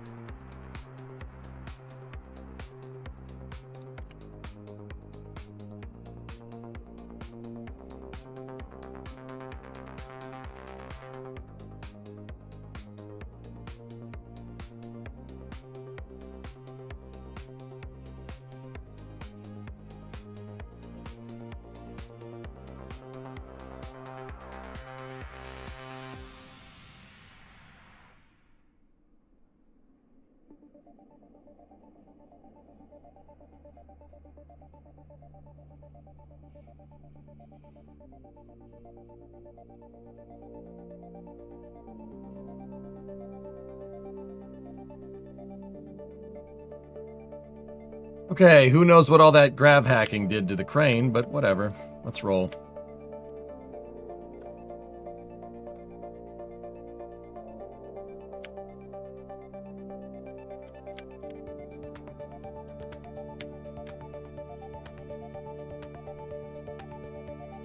Get skinny.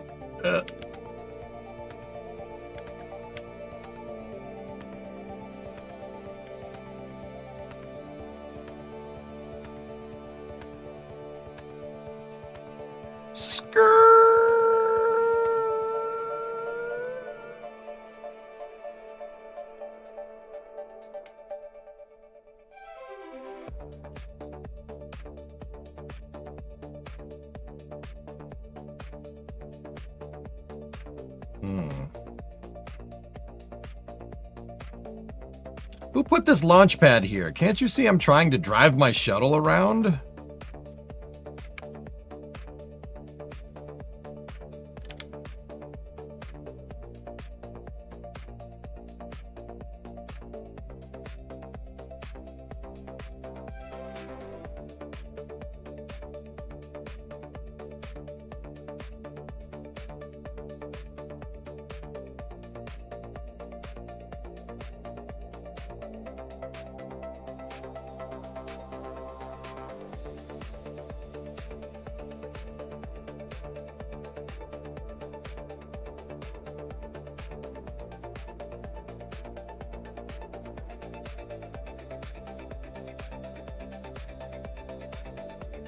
Come on, front wheels.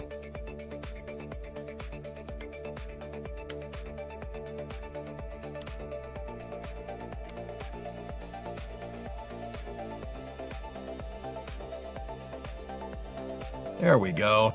Don't worry.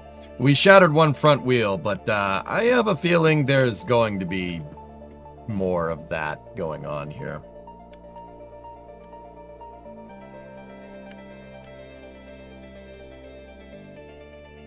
Don't mind me, just taking my shuttle for a walk.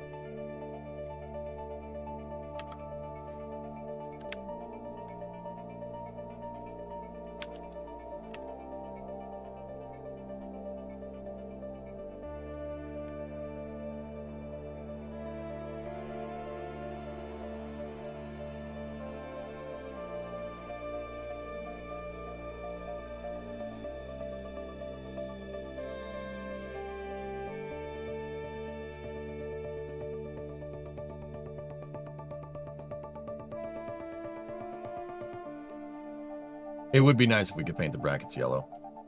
You're right, JSP. Hey, there's the crane.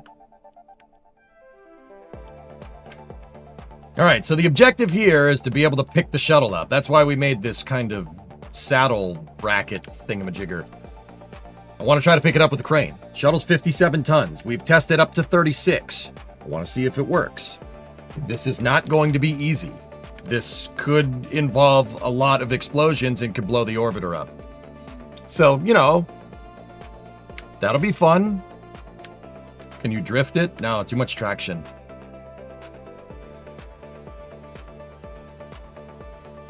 The wind condition here for this test is this shuttle in the vertical position. I'm trying to do that. That's what we need. If we can get it like that, we're good to go.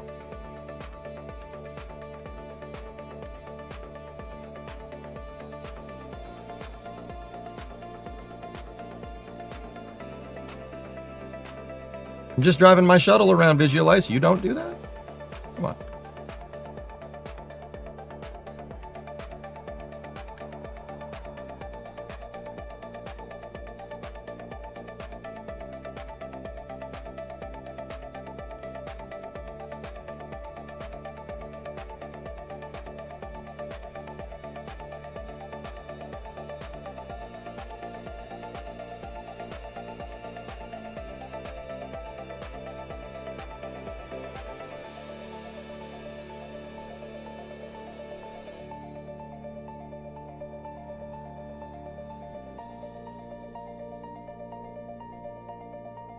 Is there a mod to add horrified pedestrians around KSC? No, I don't know. I mean, maybe.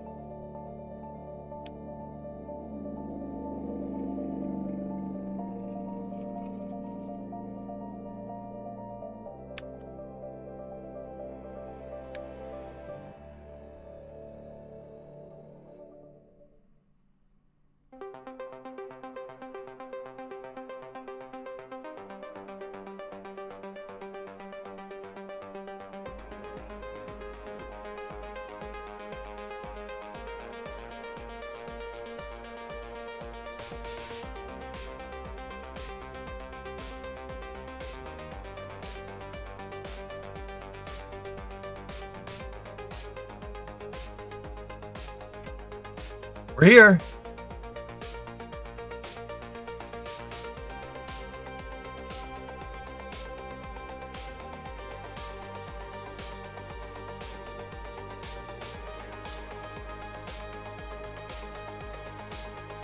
Yeah, just, you know, get out of that truck. How about horrified spectators in the bleachers watching launches? Dude, no.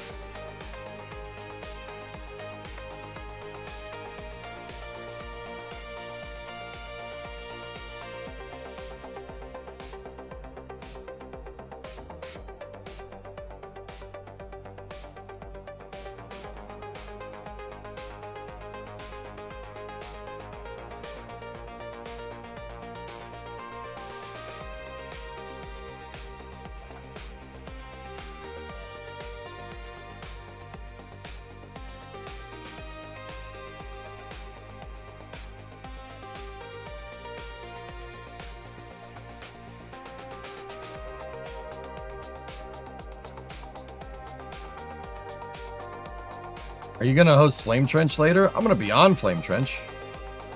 I think Sawyer's hosting tonight.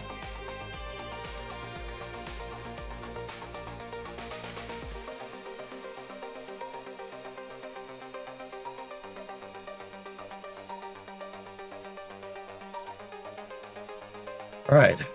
Bob's got to get up there.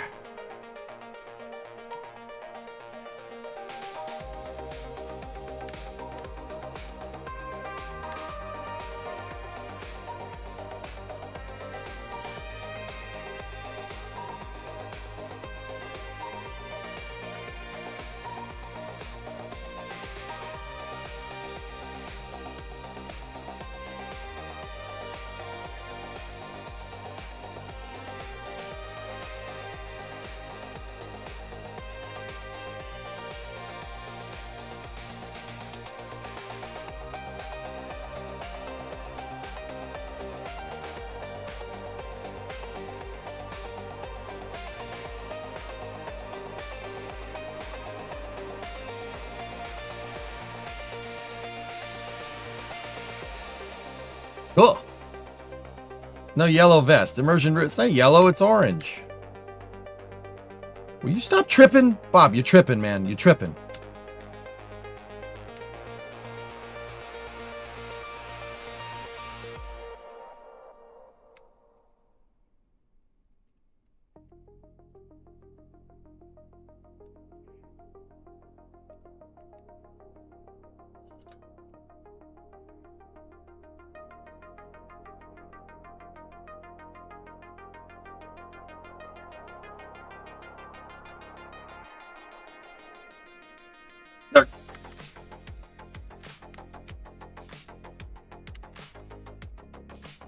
Okay, so now what we got to do...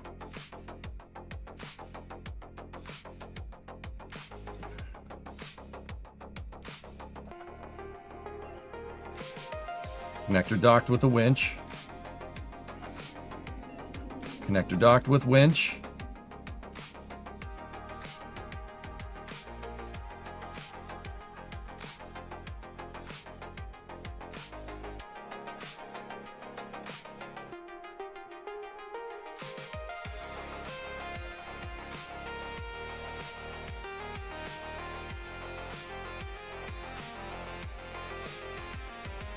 Okay, all of them are docked.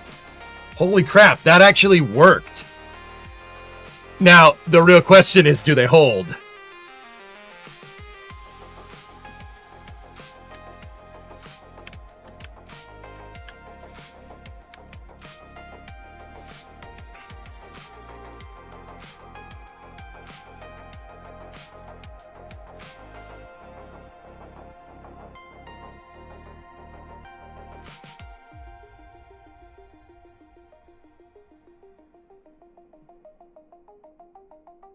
Should have checked that before we did this.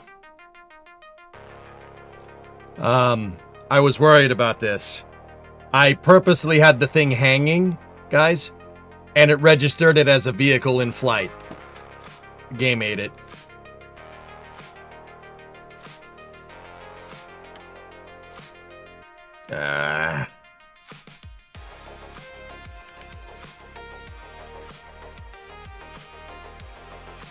The crane bugged out on me, Pogo. Don't worry about it. It's okay. We can replace the crane. I just got to back the shuttle off of the runway. Get it out of the threshold right here.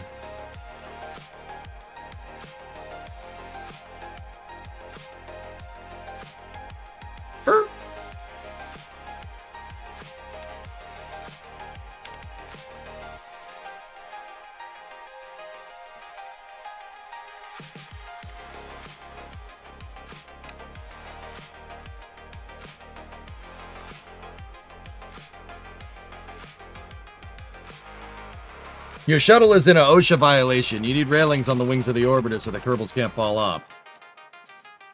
OSHA, it's Kerbin. It's not Earth. There's no OSHA here. It's Space OSHA. And what Space OSHA don't know won't hurt them.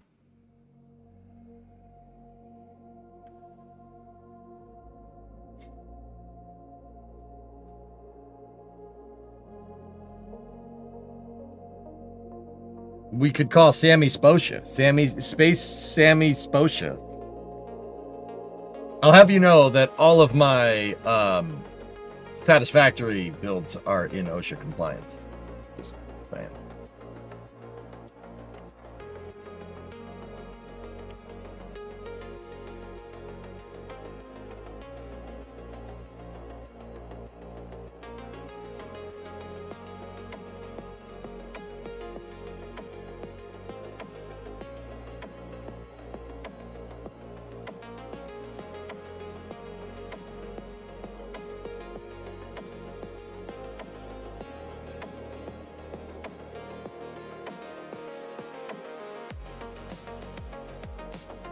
I'm going to remove that for now.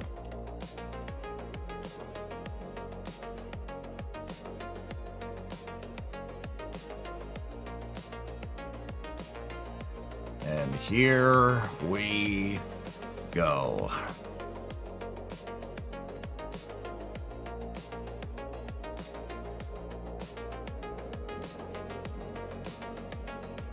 You should make man lifts for the Kerbals. It's a good idea. Just put a sign that says "Do not step here."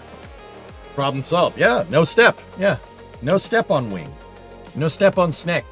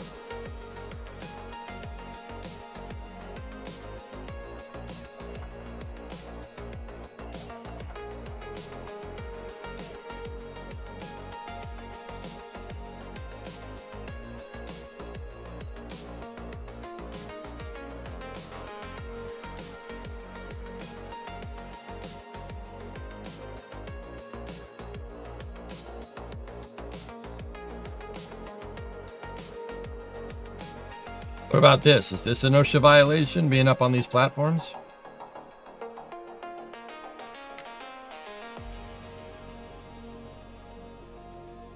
Oh, hey, Shuttle.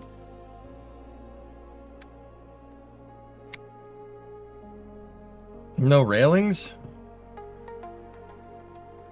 Sorry.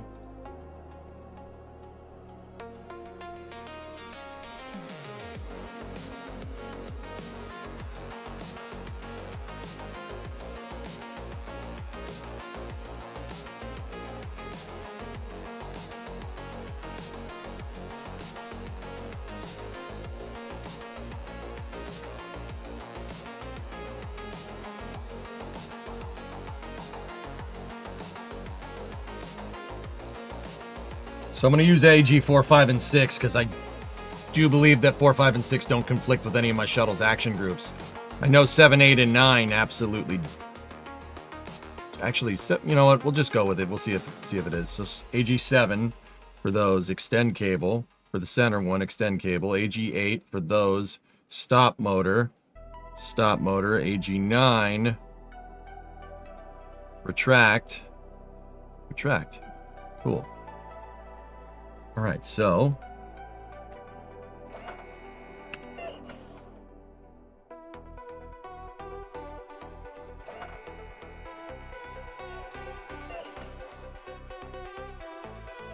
killer.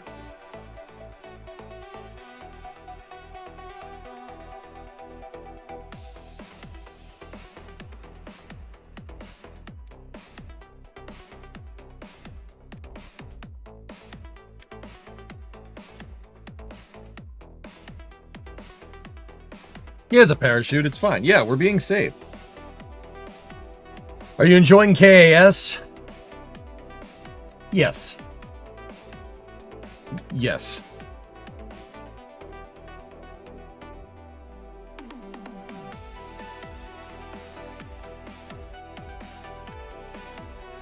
Yeah. Well, I'll let you know in about 30 minutes.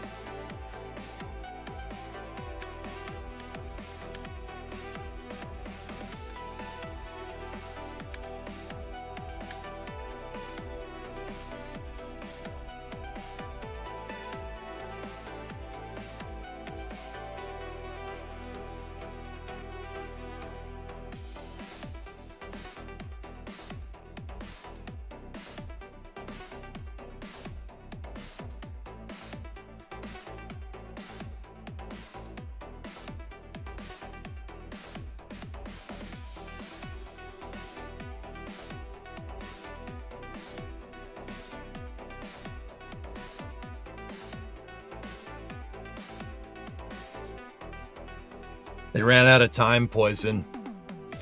They wanted to. Dude, they had plans for programmable CAL controllers. Don't ask me how I know that. Like, so CAL controllers weren't just like, okay, you take this and make this do this.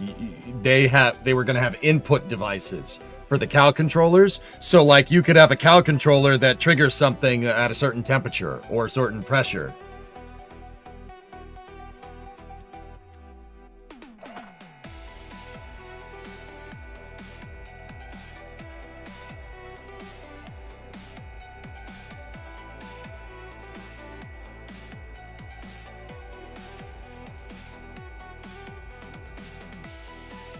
They had plans, dude. They just never got to do them because they wanted to stop development on KSP 1 because they didn't want it competing with KSP 2.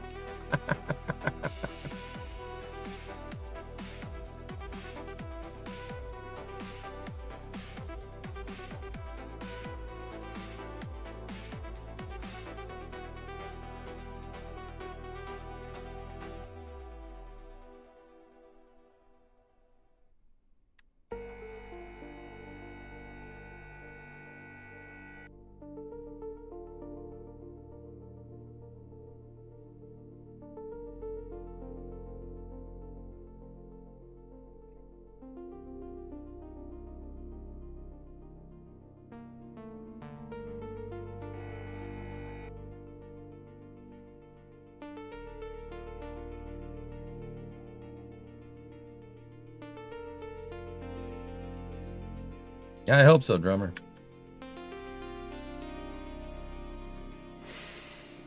They should have had the KSP1 team make KSP2. Some of the team moved on to KSP2. Some of them didn't.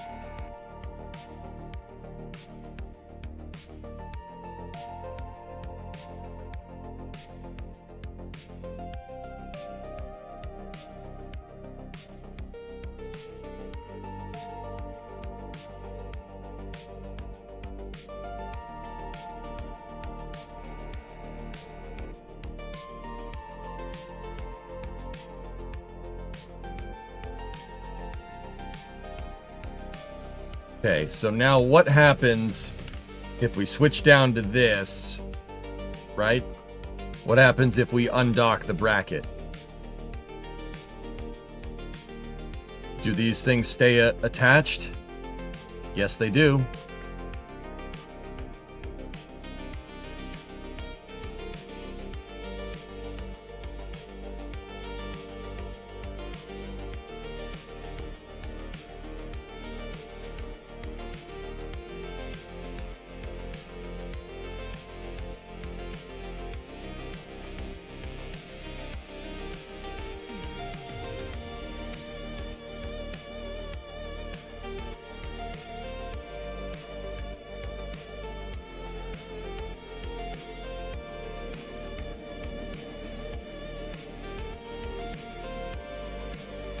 Okay. How will you lift the rear of the orbiter? The ground will do that pretty well.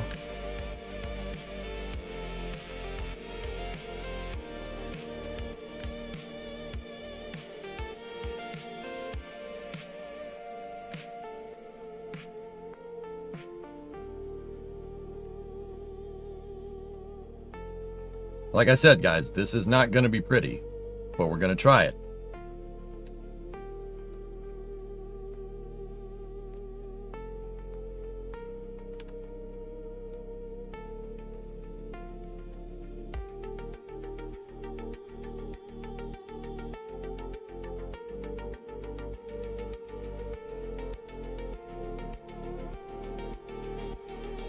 Okay, we're going to undock the orbiter from the Kometo. So it's now just sitting.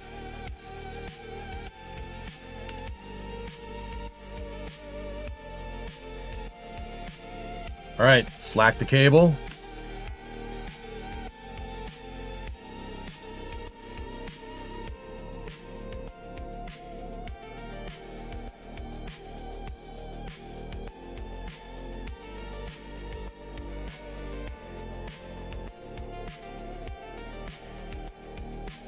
Discovery, go at throttle up.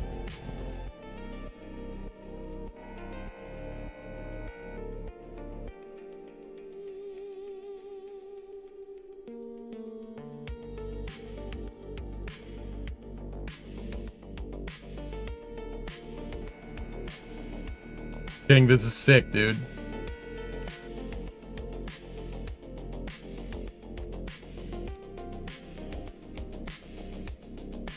Yeah, see, this is what I'm talking about. That's really good for the body flap. I don't know if you guys knew that.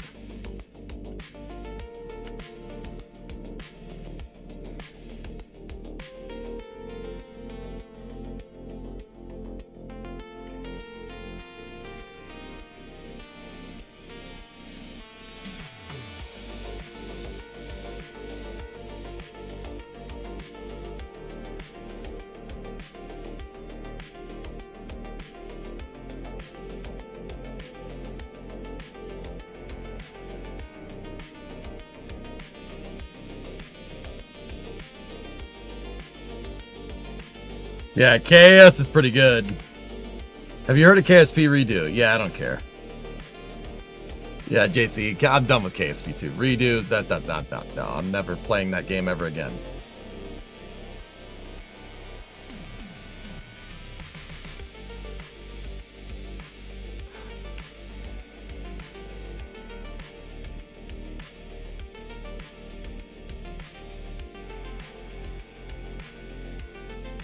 See, I need to get somebody in the Kometo.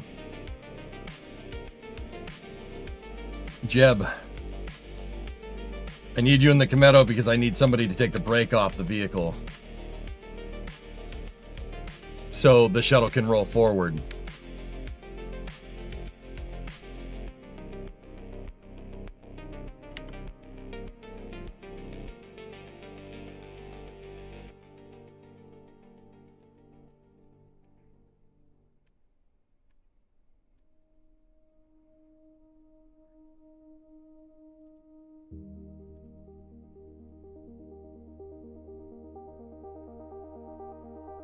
Actually,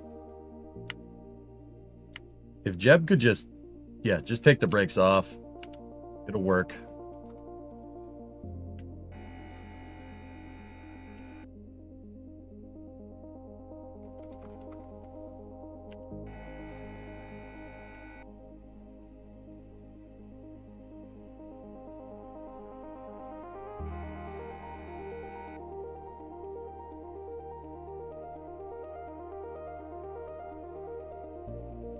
Yeah, one of the tires is gone. I see that.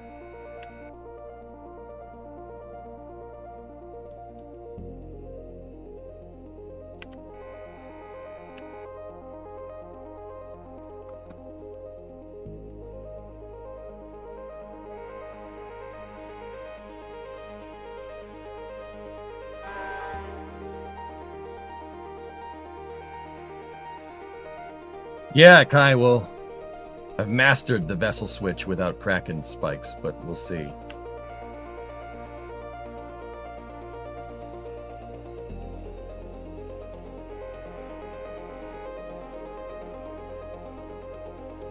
Oh, you've got to be kidding me.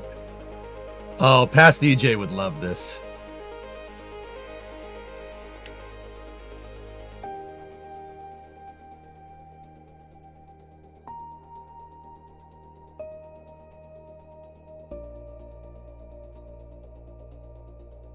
Yeah.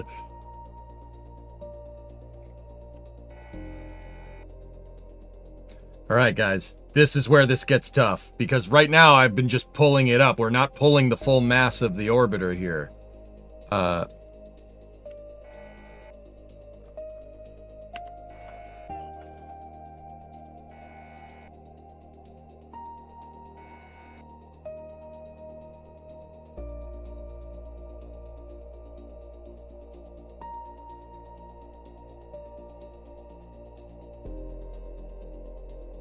Come on.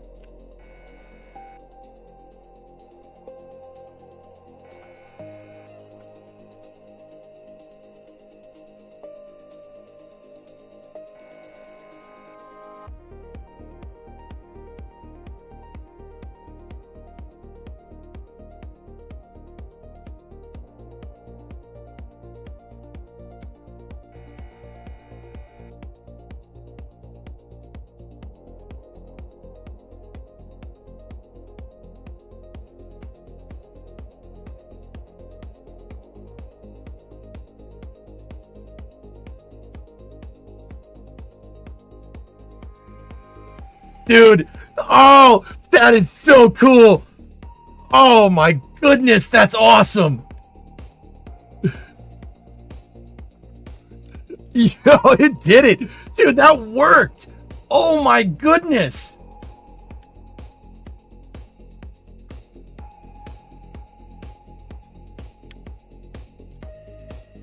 Wow.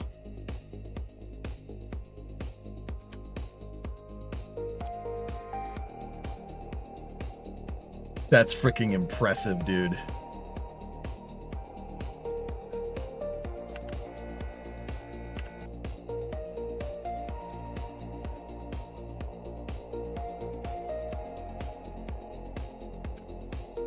Do it, drummer. That's fine.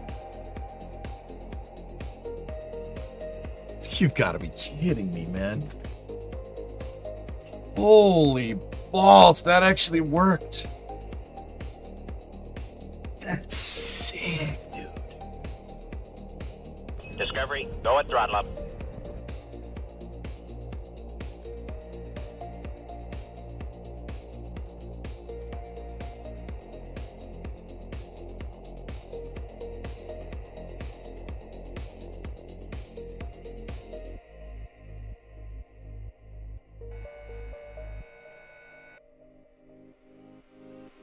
Bro, that is freaking cool, man. Oh my goodness. Oh, we can make a mate demate. That's the bracket. Dude, we have the bracket. We have the bracket. We can make a mate. We can make the MDD. That's easy. Stress test it now?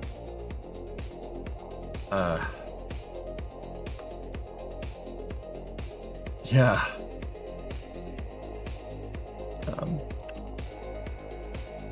I don't want to stress test it. I don't want to drop my shuttle.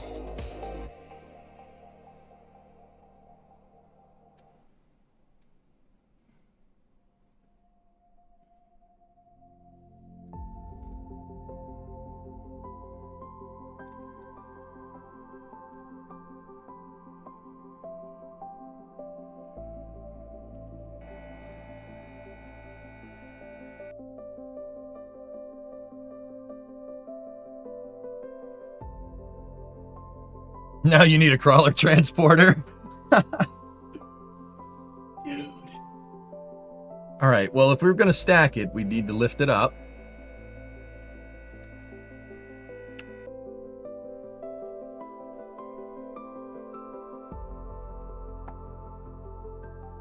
Turbo digital jazz, man.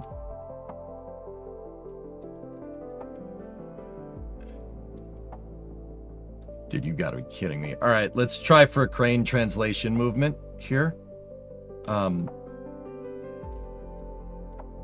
Mun.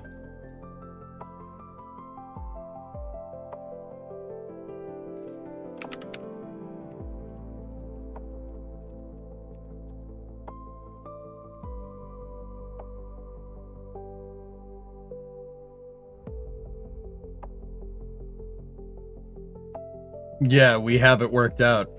Yeah, crazy, right? All right, let's translate the crane backwards.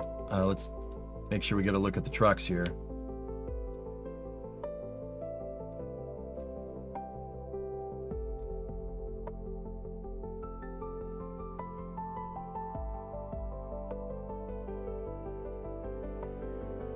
It's fine to me.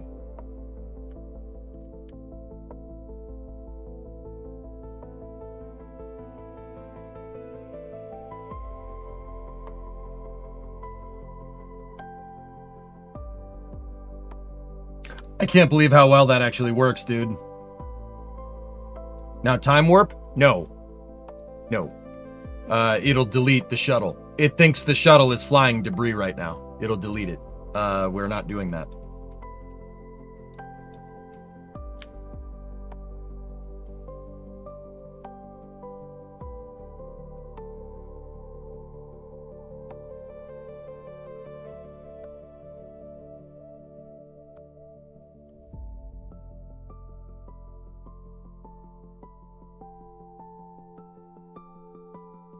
Brother, you've got to be kidding me. That is so cool.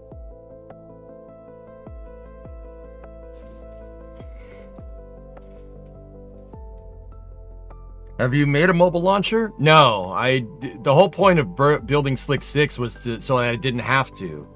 Slick 6 assembled the stack right on the pad, and then the buildings moved. Not vice versa. Not the pad moved. It was the opposite of the 39.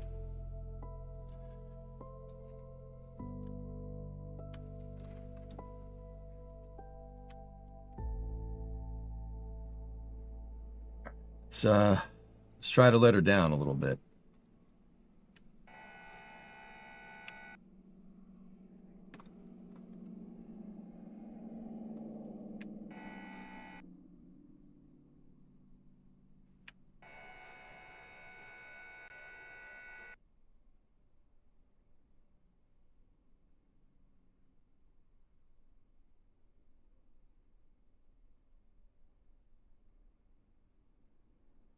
Doesn't look like they're attached, but I think they are.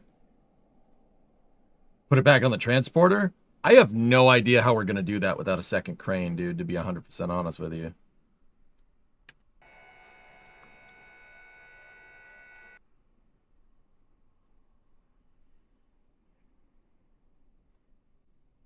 It's like the fundamental problem solved, right? The mounting plate and getting the ET on are solved problems, comparatively easy roadblocks. Actually, with KAS, it's going to be easier, King, because something that's docked on the end of something with a cable doesn't count as the same vehicle. So, yeah, we don't have to worry about snap docking the crane to the pad.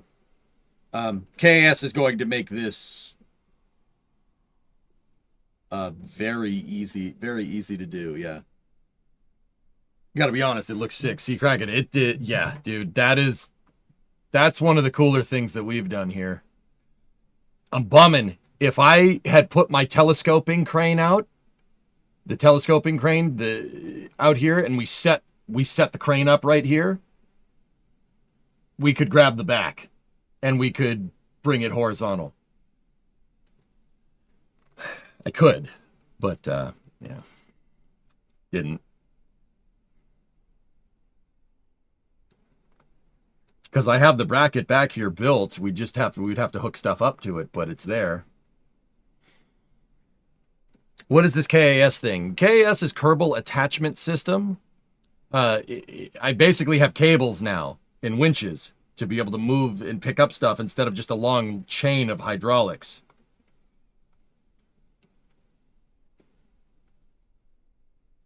Dude, that is absurdly stable. Look at that. Look at that, dude. Look at that! What the frick, man? That's really cool. I can't believe that. Jeb, you got to see this.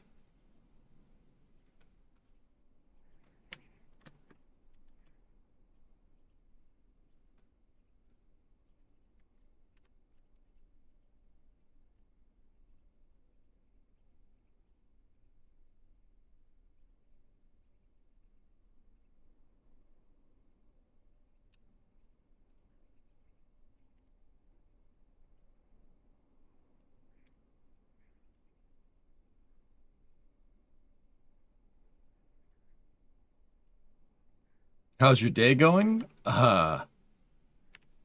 It's going pretty good, man.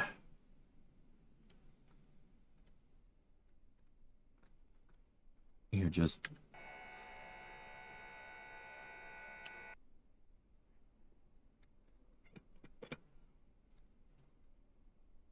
Thinking about it, you don't need a second full crane. Just the one on the front of the shuttle would need to move. You just add another winch stationary to the back of the crane.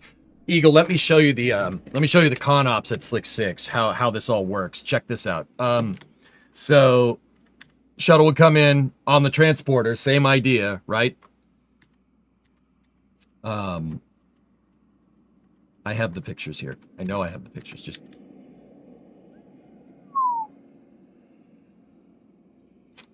that's pretty cool. We should still use that. That thing is pretty neat. We should still be using it.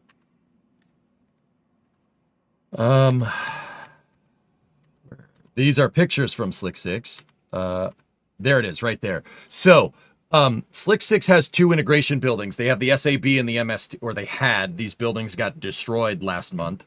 SpaceX blew them up, which sucks, but what are you going to do? So this is the SAB. The SAB has another bridge crane. And the other bridge crane picks up the back of the bracket, right? And then you see how it pivots right there. It'll be able to turn you'll be able to turn the shuttle vertical in there. They did fitment test with Enterprise in 85. No, come back. I just had it and then the key got stuck down. There it is. See? Right there.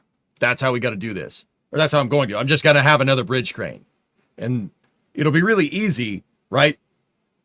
We just switch between one crane back to the other, right?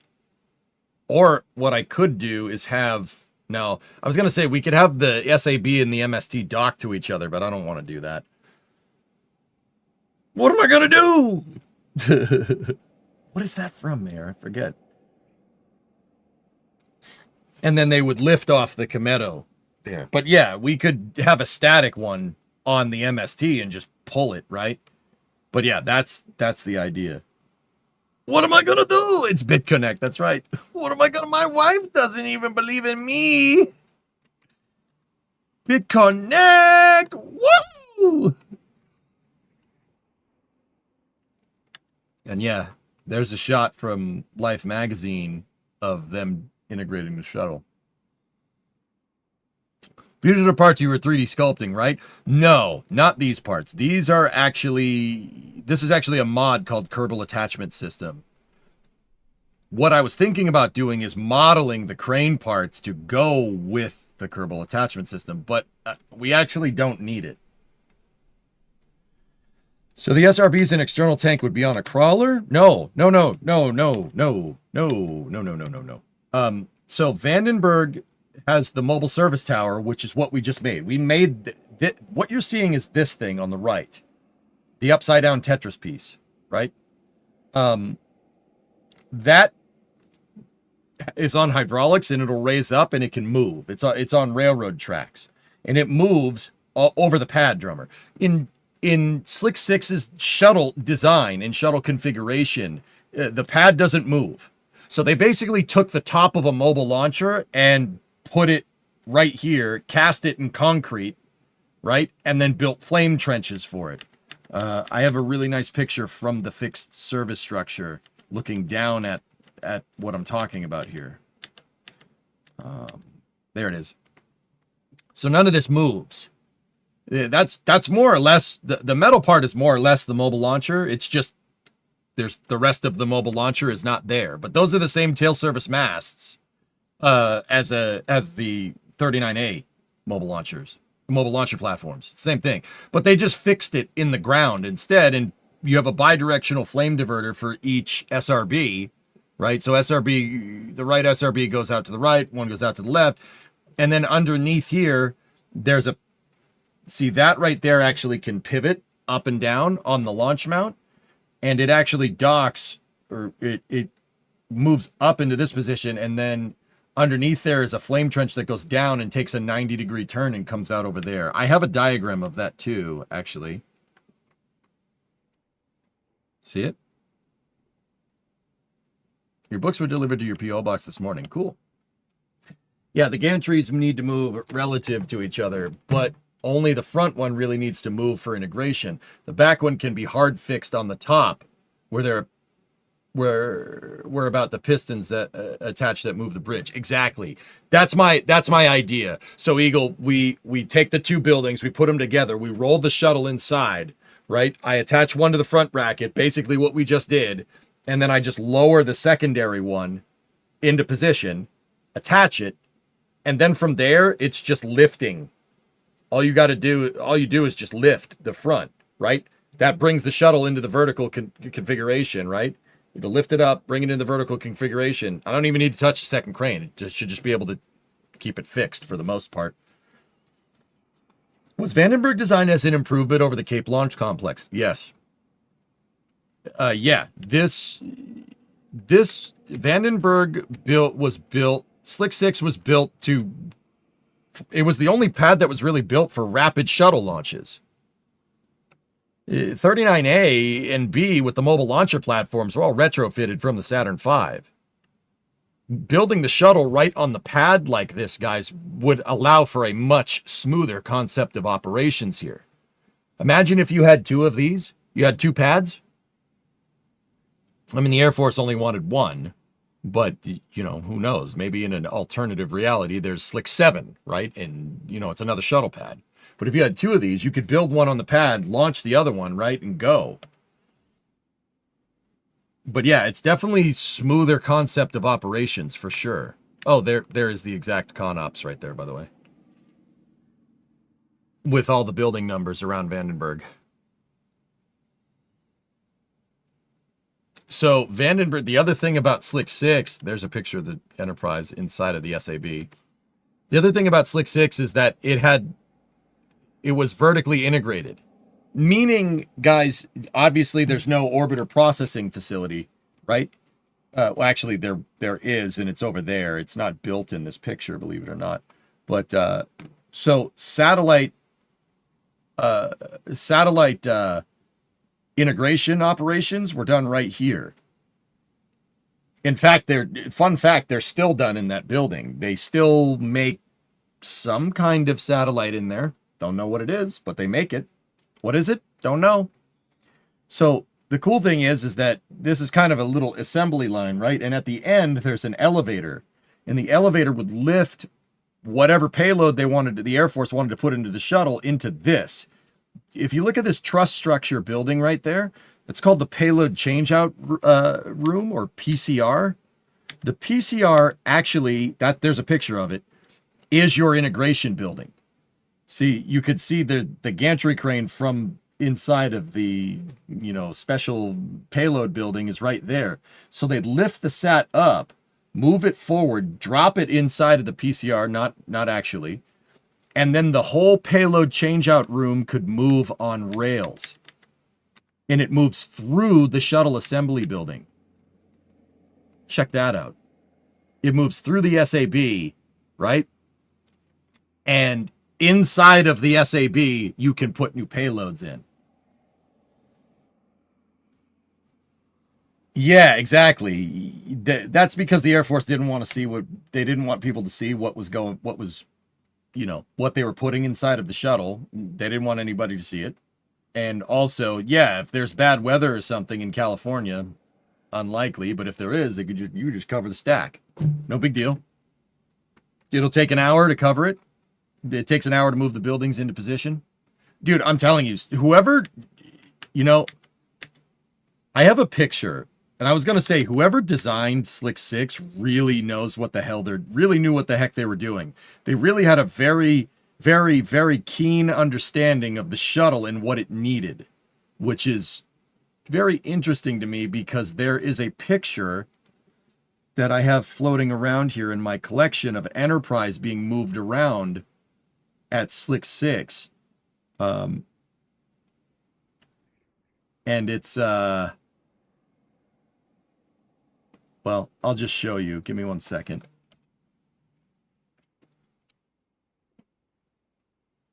I gotta find it first.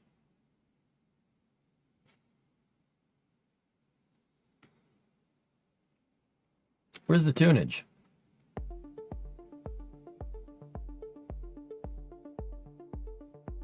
Like, Slick 6 was a great idea. It was very, very, very, very well thought out. Whoever designed this really knew what the hell they were doing. Well, it's from this same set of pictures, but I can't find it. Let me see where it is. Yeah, see? There's the MDD. There, that's the picture I wanted to show you earlier, Eagle. Look at that. That's what we got to do right there. Easy peasy. You're a great idea. Thank you. Why did Von Braun want to do the ML system? He did the mobile launcher system for the Saturn V. Sea Kraken. Yeah, let me answer your question with a question. When NG4 exploded, did it break everything around it, including the integration building? Yep. You want a VAB that gets blown away by a Saturn V? Nope. That's the reason. That's the reason why they went with a mobile launcher concept of operations for the Saturn V. Dude, whatever integration building you're going to need to build a 300-foot tall rocket, right? It's going to be gigantic, right? You do not want that near the Saturn V if it blows up, because then you got to build another one, and then you're screwed if something bad happens, right? That's why they did that. It makes good sense, actually. I want to find that damn picture. I don't know where it is. There's a picture of Enterprise. There's pictures of Enterprise being moved around. There's more pictures of it being moved around. Oh, yes. It's this picture. Like I said, I don't know who designed this pad. They probably really knew what they were doing. But, hey, get back here. But also, I know that logo.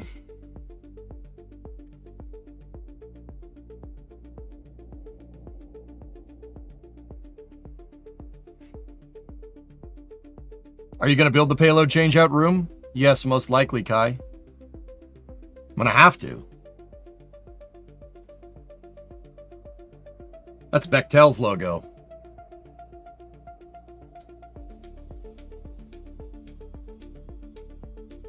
That drawing had a different lifting setup. Drawing. Probably wasn't that one. Probably wasn't that one.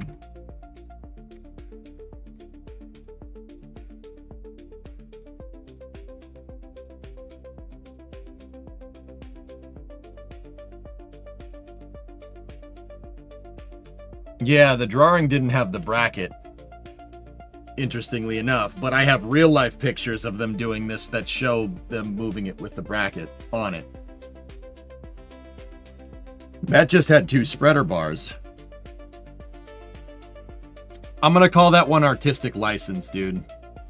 Why did Enterprise never fly? It was... They didn't want to have to take an orbiter apart just to build it again, Clayton. So instead of refurbishing Enterprise for flight, they took the structural testing article, STA-099, and they made that into a shuttle instead, because the Enterprise had all this like fiberglass aeroskin on it to make it approximate the tiles. You'd have to scrape all this crap off of there and then refit it with all the tiles. You'd have to, I mean, you'd take the whole damn thing apart. It would take a long time, right? So they used STA-099. And made that into an orbiter instead. I have pictures of it here somewhere. That's been the hallmark of the day. I have pictures of it somewhere. No, seriously, I have pictures of STA-99 being pulled by a really cool truck.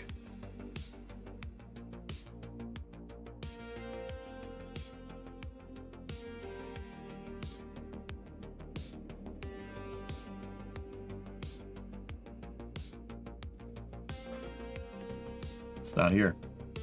Can't find him. It's always a pain in the butt to look through this. It's right there. You missed it. Nice picture from Relativity Creeper. That's cool. Is it that one? No, that's a nice picture, though.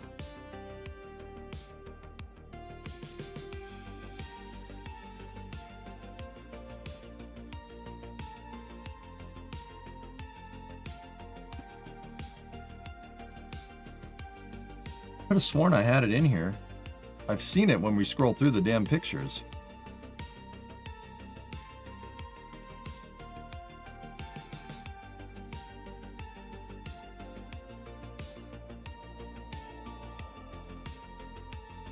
It's not here.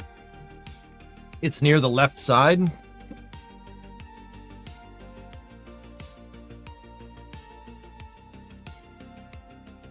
Discovery, go at throttle up. Dude, I don't know where the hell it... No, that's Enterprise right there.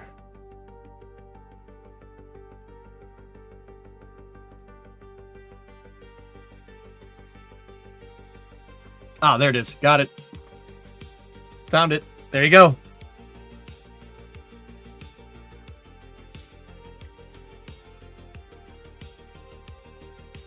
There it is. So that's the structural testing article from the shuttle program. It's just basically a bare bones chassis. So Clayton, what they did was they just built a shuttle out of that, because it is a space shuttle. It's just the chassis. It's the skin of the shuttle, and that's it. Well, the structure too, because it's a structural testing article. Yeah, they took this and they made it into an orbiter. That became Challenger. And that's why Challenger carried the orbiter tag of OV-099.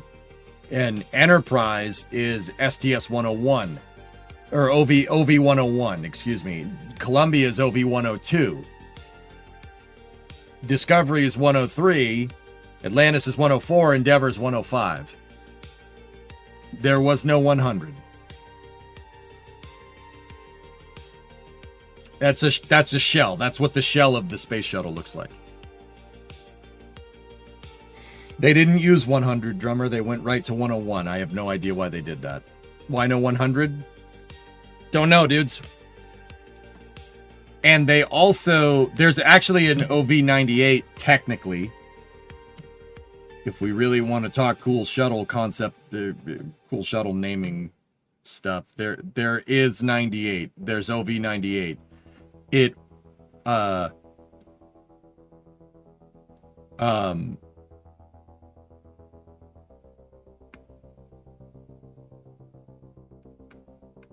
it's actually not, it's not OV-98, it's MPTA-098. I have a picture of it somewhere.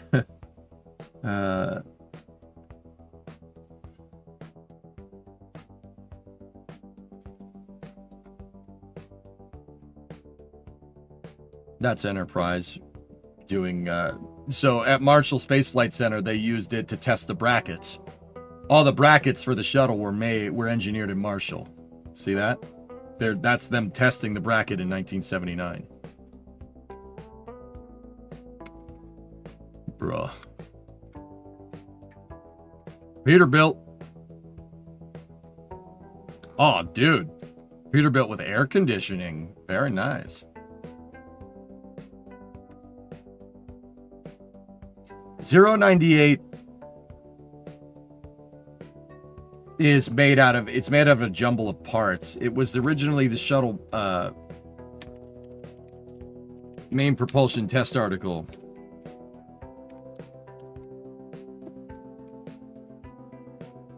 There it is.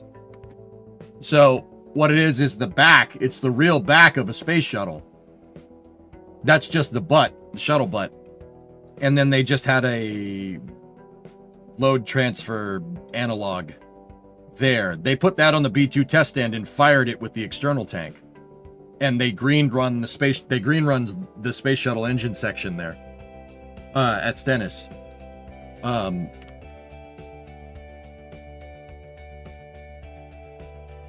Yep. It's still around.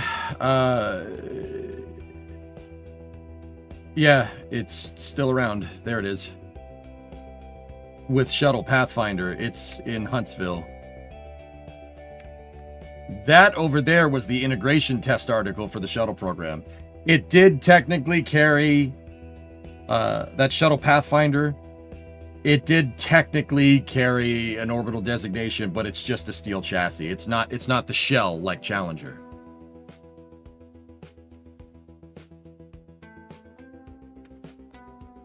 But yeah, that is a real shuttle section. That's a real shuttle aft segment. That's a real one. If you took apart Discovery, Atlantis, or Endeavor, you'd find that. And Enterprise too, for what it's worth. Enterprise has that as well. But it's not, it doesn't have any of the umbilicals or it just has the engine mounts. It doesn't have plumbing or anything. You're just $3 down on SpaceX? No way, dude. So about that employee divesting. Told you it wouldn't happen. Told you it's not a thing.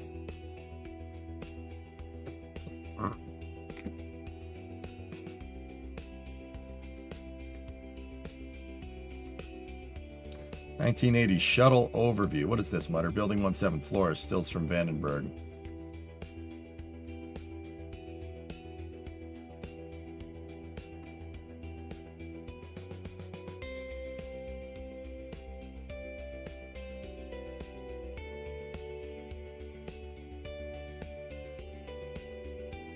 Is that a rotary phone? Look at those computers.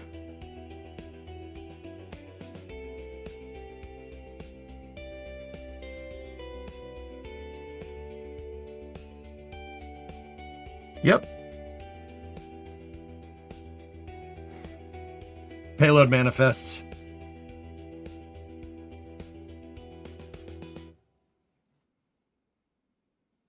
Yep.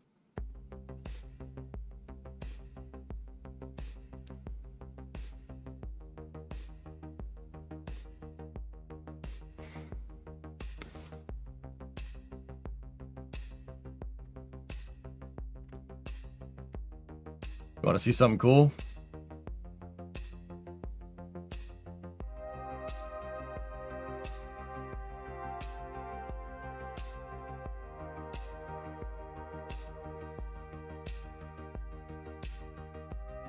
Where is it?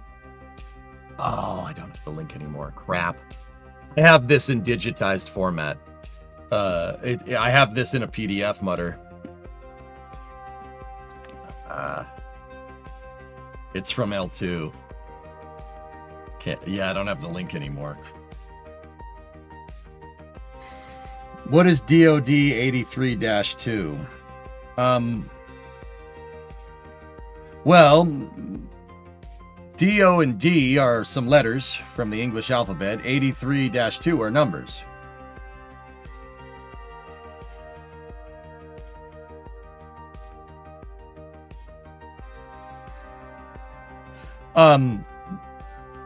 So check it out. That's the mission, 83-2, that they had planned. I mean, clearly these missions didn't happen. Space Lab 3 didn't happen in 1983. This is a Department of Defense mission carrying an 83-2 tag, and notice that the payload bay is obfuscated. They just filled the payload bay and called it a day.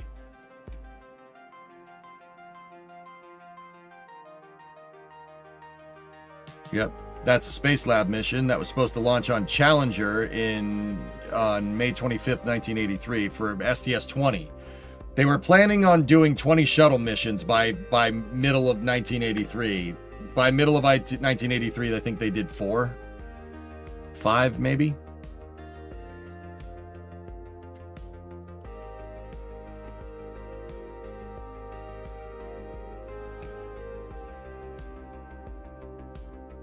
So this is a payload manifest mission on STS-21 that would have also launched on Challenger. So, you know, Falcon 9 with the transporter missions, guys, that's not... They didn't invent that ride share. The shuttle did. The shuttle was supposed to do ride shares. You could see it has 4 payloads on board. They were going to... In the early parts of the shuttle program, they did commercial missions. The shuttle, NASA, people paid NASA to launch their payloads.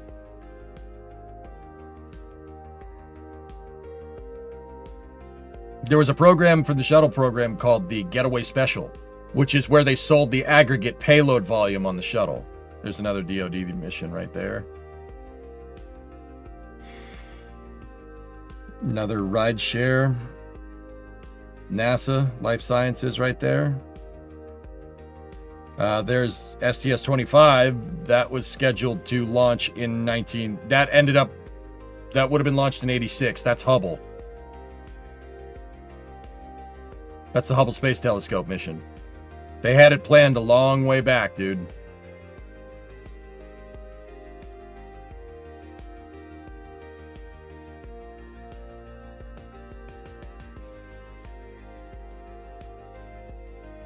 Shuttle flights total, KSC and Vandenberg. By 1988, 1989, they wanted to fly once a week.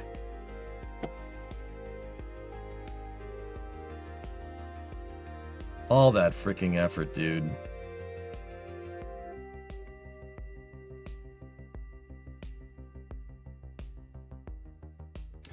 Yeah, that one, that second one didn't. Yeah, that second one, no. This is much more realistic. Yeah, they wanted to fly the shuttle as much as Falcon 9, and honestly, guys, you could have done it. Yeah, there you go. There's your 12 missions per year. Not 12. 4 orbiter rotation across the years. So yeah, you would have ramped up big time. Also, this is really cool, Mutter. That's really neat. Oh, there's your codes. NASA, foreign and commercial, government, Department of Defense. Damn, dude. Oh, that would have been so sick.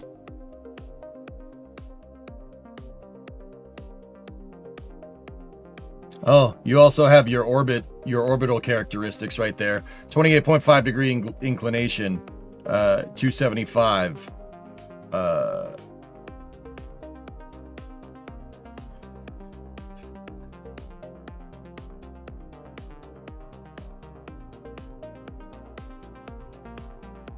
Here's the Galileo probe with the IUS. Inertial upper stage, 3-stage solid rocket. That's some computer. And there's some pictures of Slick 6. That's an old picture of Slick 6. This is pre-1978, because that is Slick 6 when it was in Titan configuration. It was supposed to launch Gemini Manned Orbiting Laboratory. So yeah, that's what it looked like. That's what it looked like before they retooled it for shuttle. And those are...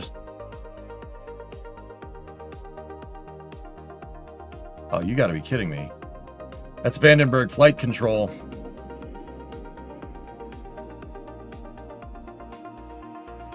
Nautical miles, guys. Nautical miles. Which is the correct measurement for spacecraft. People don't like hearing that, though.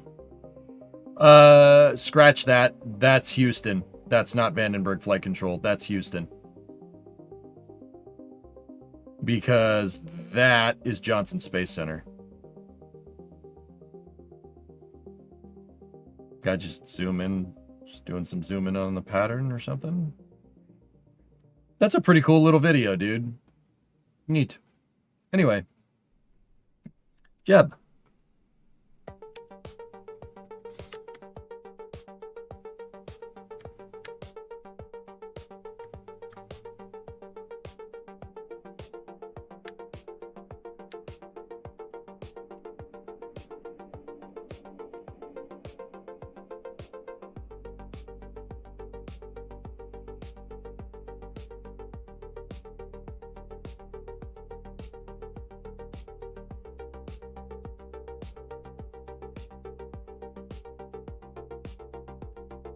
What? What's wrong with walking underneath a suspended payload?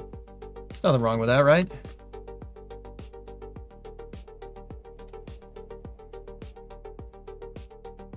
Bro.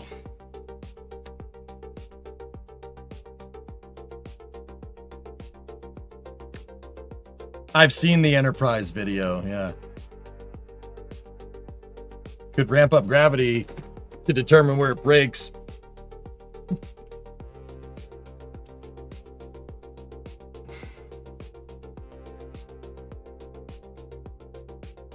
I don't want to break my shuttle orbiter, man.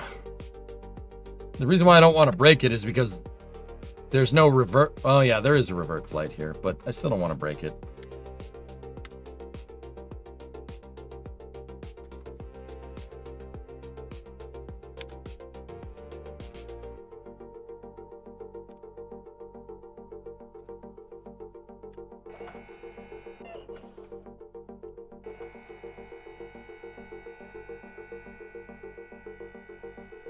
Here's a good way to do it if we're going to. That's at maximum speed. Stop it. See what happens.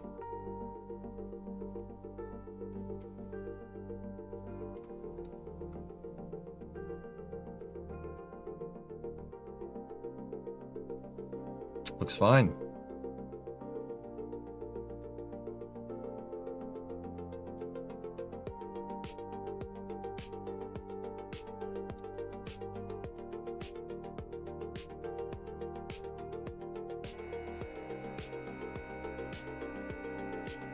Thanks, Dirty.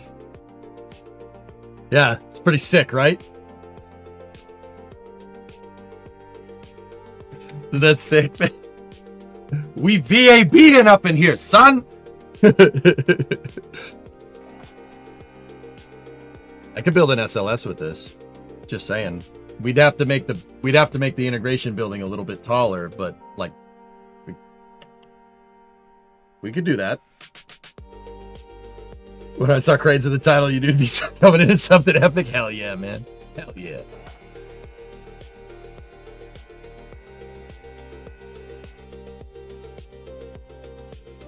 So you work on the next building and it's crane next? Yeah. Honestly, guys, like, old EJ's the plankton meme right now. I don't know what to do. I really didn't think I would get this far. I didn't think we'd do this today. I thought we'd run into more barriers here, but no, that worked really freaking well. Like on the first try.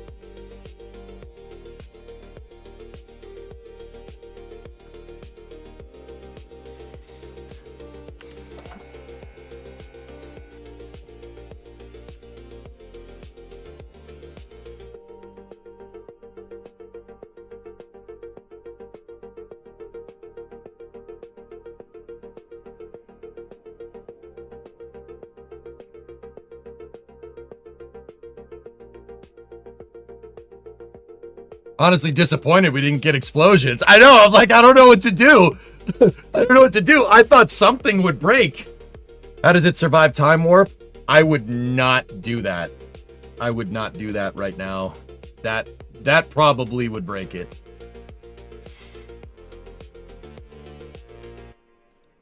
It's not like the pad made of those shuttle-style fuel tanks that always had the Kraken after it. Yeah. You should do it. Fine. Fine. Jeb, vacate the premises. Por favor.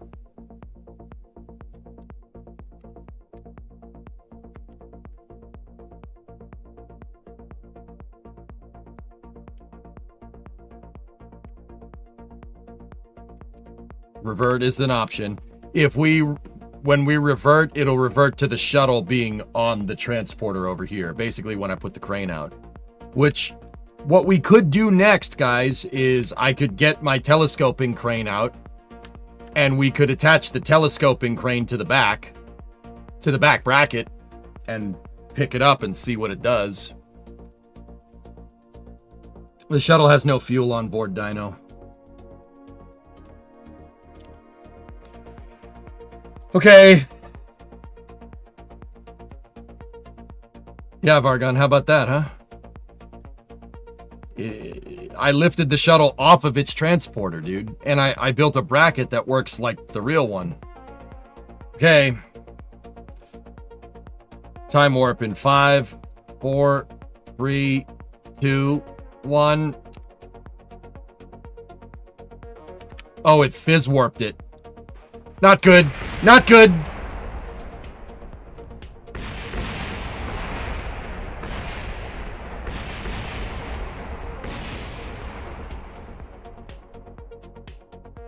That wasn't too bad. That wasn't too bad. Yeah, that wasn't too bad. It fizz warped and snapped the cable. It didn't actually time warp it because the shuttle was still bouncing around.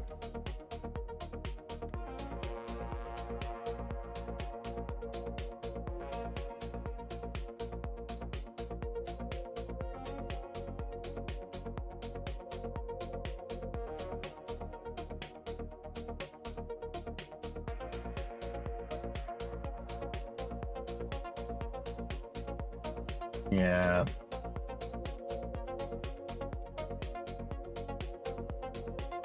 All right, so can you reattach the lifting bracket after you land your shuttle? Yes. Clip farming, get out of here.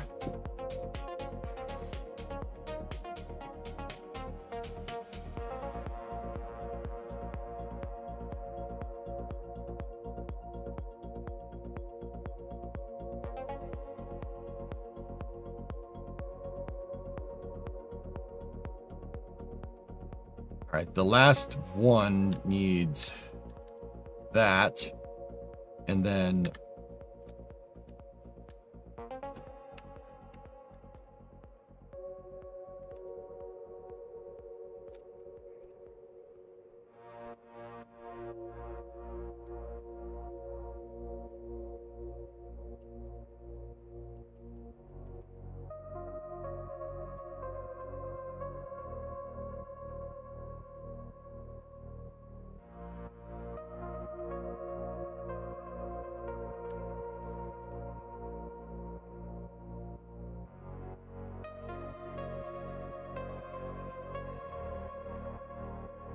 so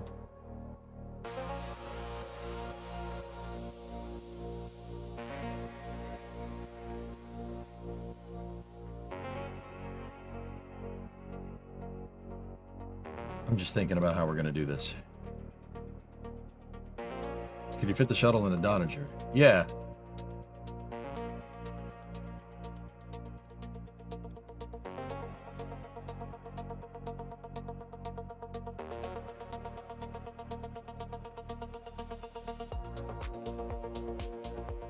All right. Let's put the crane out.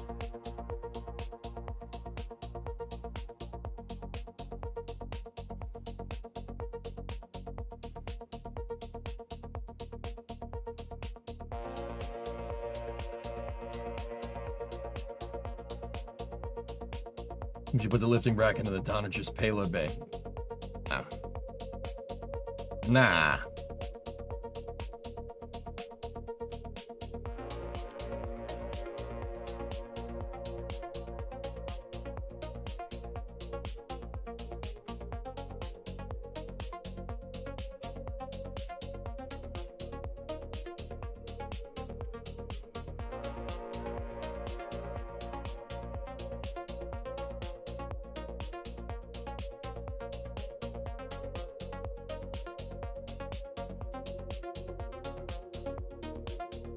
Wonder how this will survive multiple reloads like what you're planning. As long as you have the winches fully retracted, it's fine. Sea Kraken. Yeah, it'll be all right. It's just the same. It's the same operating rules that we would have any time otherwise, which is don't leave the scene when you're when something is hanging, when something is suspended. Like, don't do that.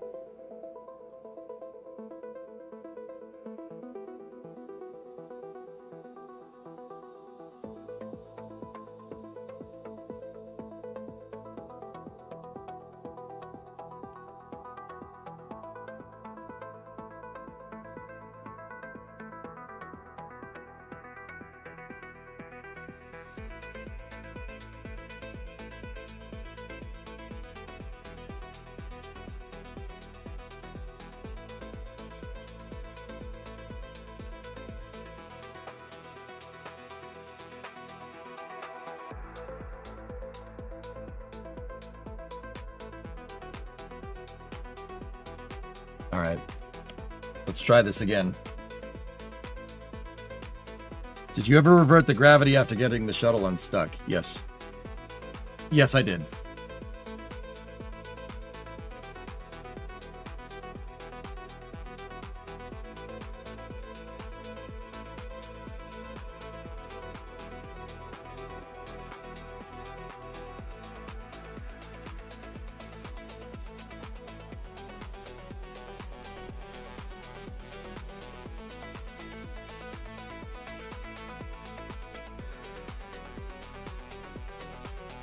See?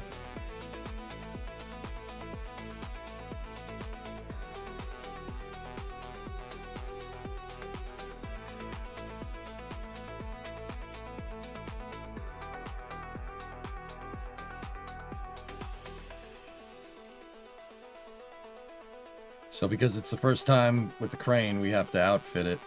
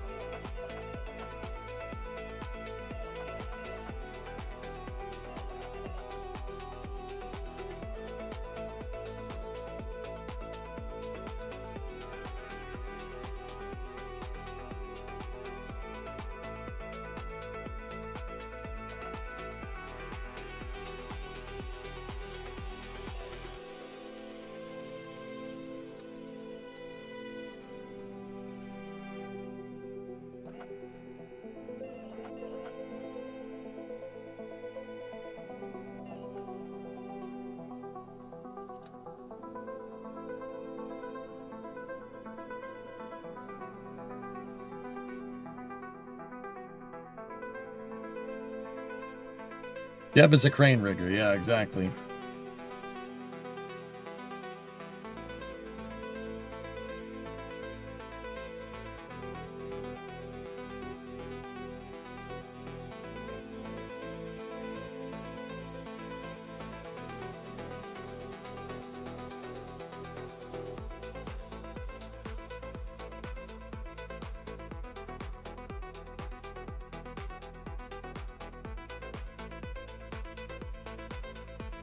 All right. We might not have time to do this. Depends on how fast we can set everything up. Do you think Do you think Space will add something like this without mod EJ Kitten Space? Maybe. Time is Flame Trench. In about a half hour?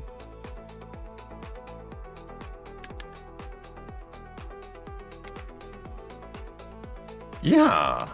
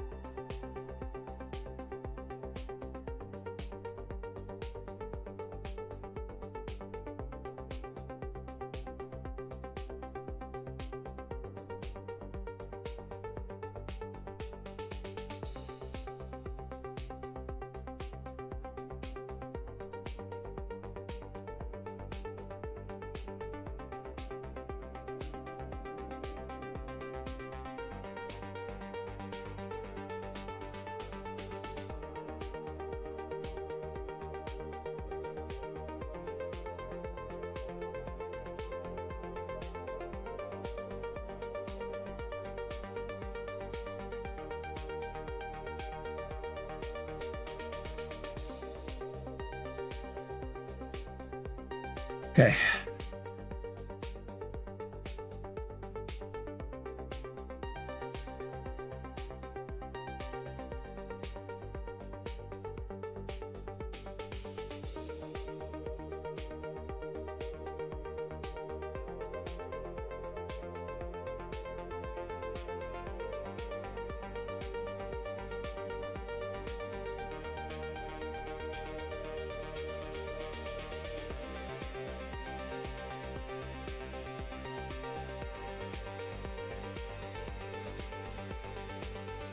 A little too much.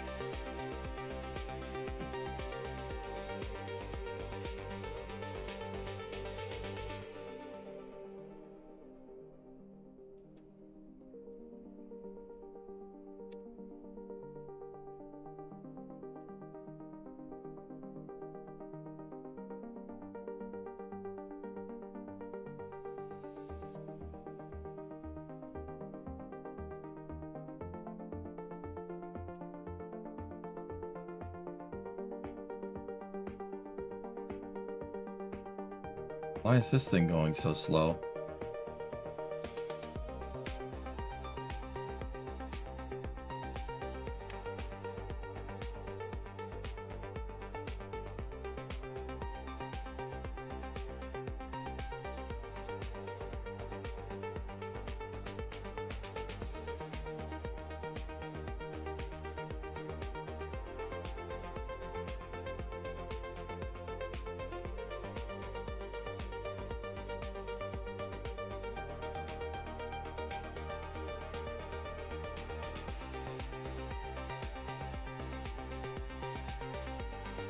That wheel rubbing against the ground is making this thing go very slow, which, yeah, guys, we're not gonna have enough time to do this. So, I'm just gonna revert. We'll mess with this more next week. Because yeah, we got Flame Trench and then After Hours. So, yeah, Cranes will return next week. Yeah, probably a lot more, actually. I just want to see if we can. So the next thing to really do here, that sucks that doesn't work. We didn't get that done, but it's okay. The next thing I'm going to do here is see if we can lift it up with the back crane and the front crane, lift the thing up, right, straight, and then turn it vertically without scraping it on the ground. But that, dude, that showed amazing promise there. That really worked. It was really good.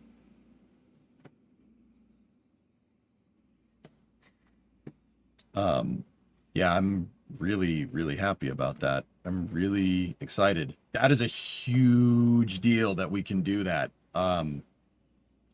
Honestly, that's one of the harder parts of putting a shuttle stack together is getting the orbiter upright. And that just made it look super easy.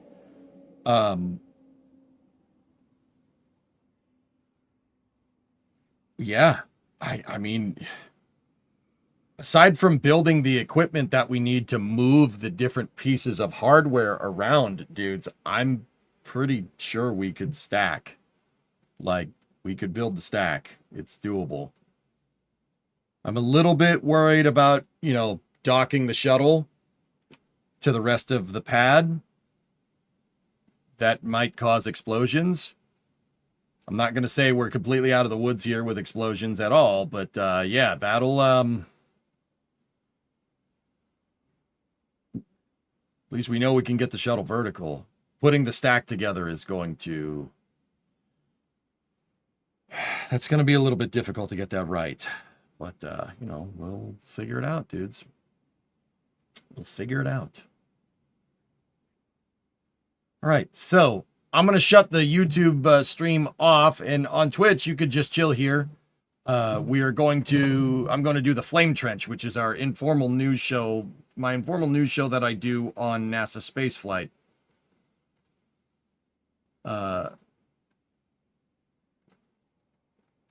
That should be coming up in about 25 minutes from now. Yeah, I hope you guys enjoyed it. That was a big deal. That was a big deal that we could lift that thing out. I can't believe that worked. I am so used to explosions happening and nothing ever working on the first try in Kerbal when it comes to integration that I'm actually like, it worked.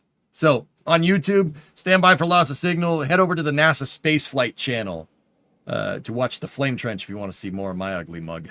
So I'll talk to you guys in a little bit on Twitch. You should see the feed pop up here momentarily. Thank you very much for watching, and I'll see you guys in a little bit. Did y'all get Sal? He didn't reply to me, John. I sent him a message. Didn't reply to me. Oh, well. Maybe next time.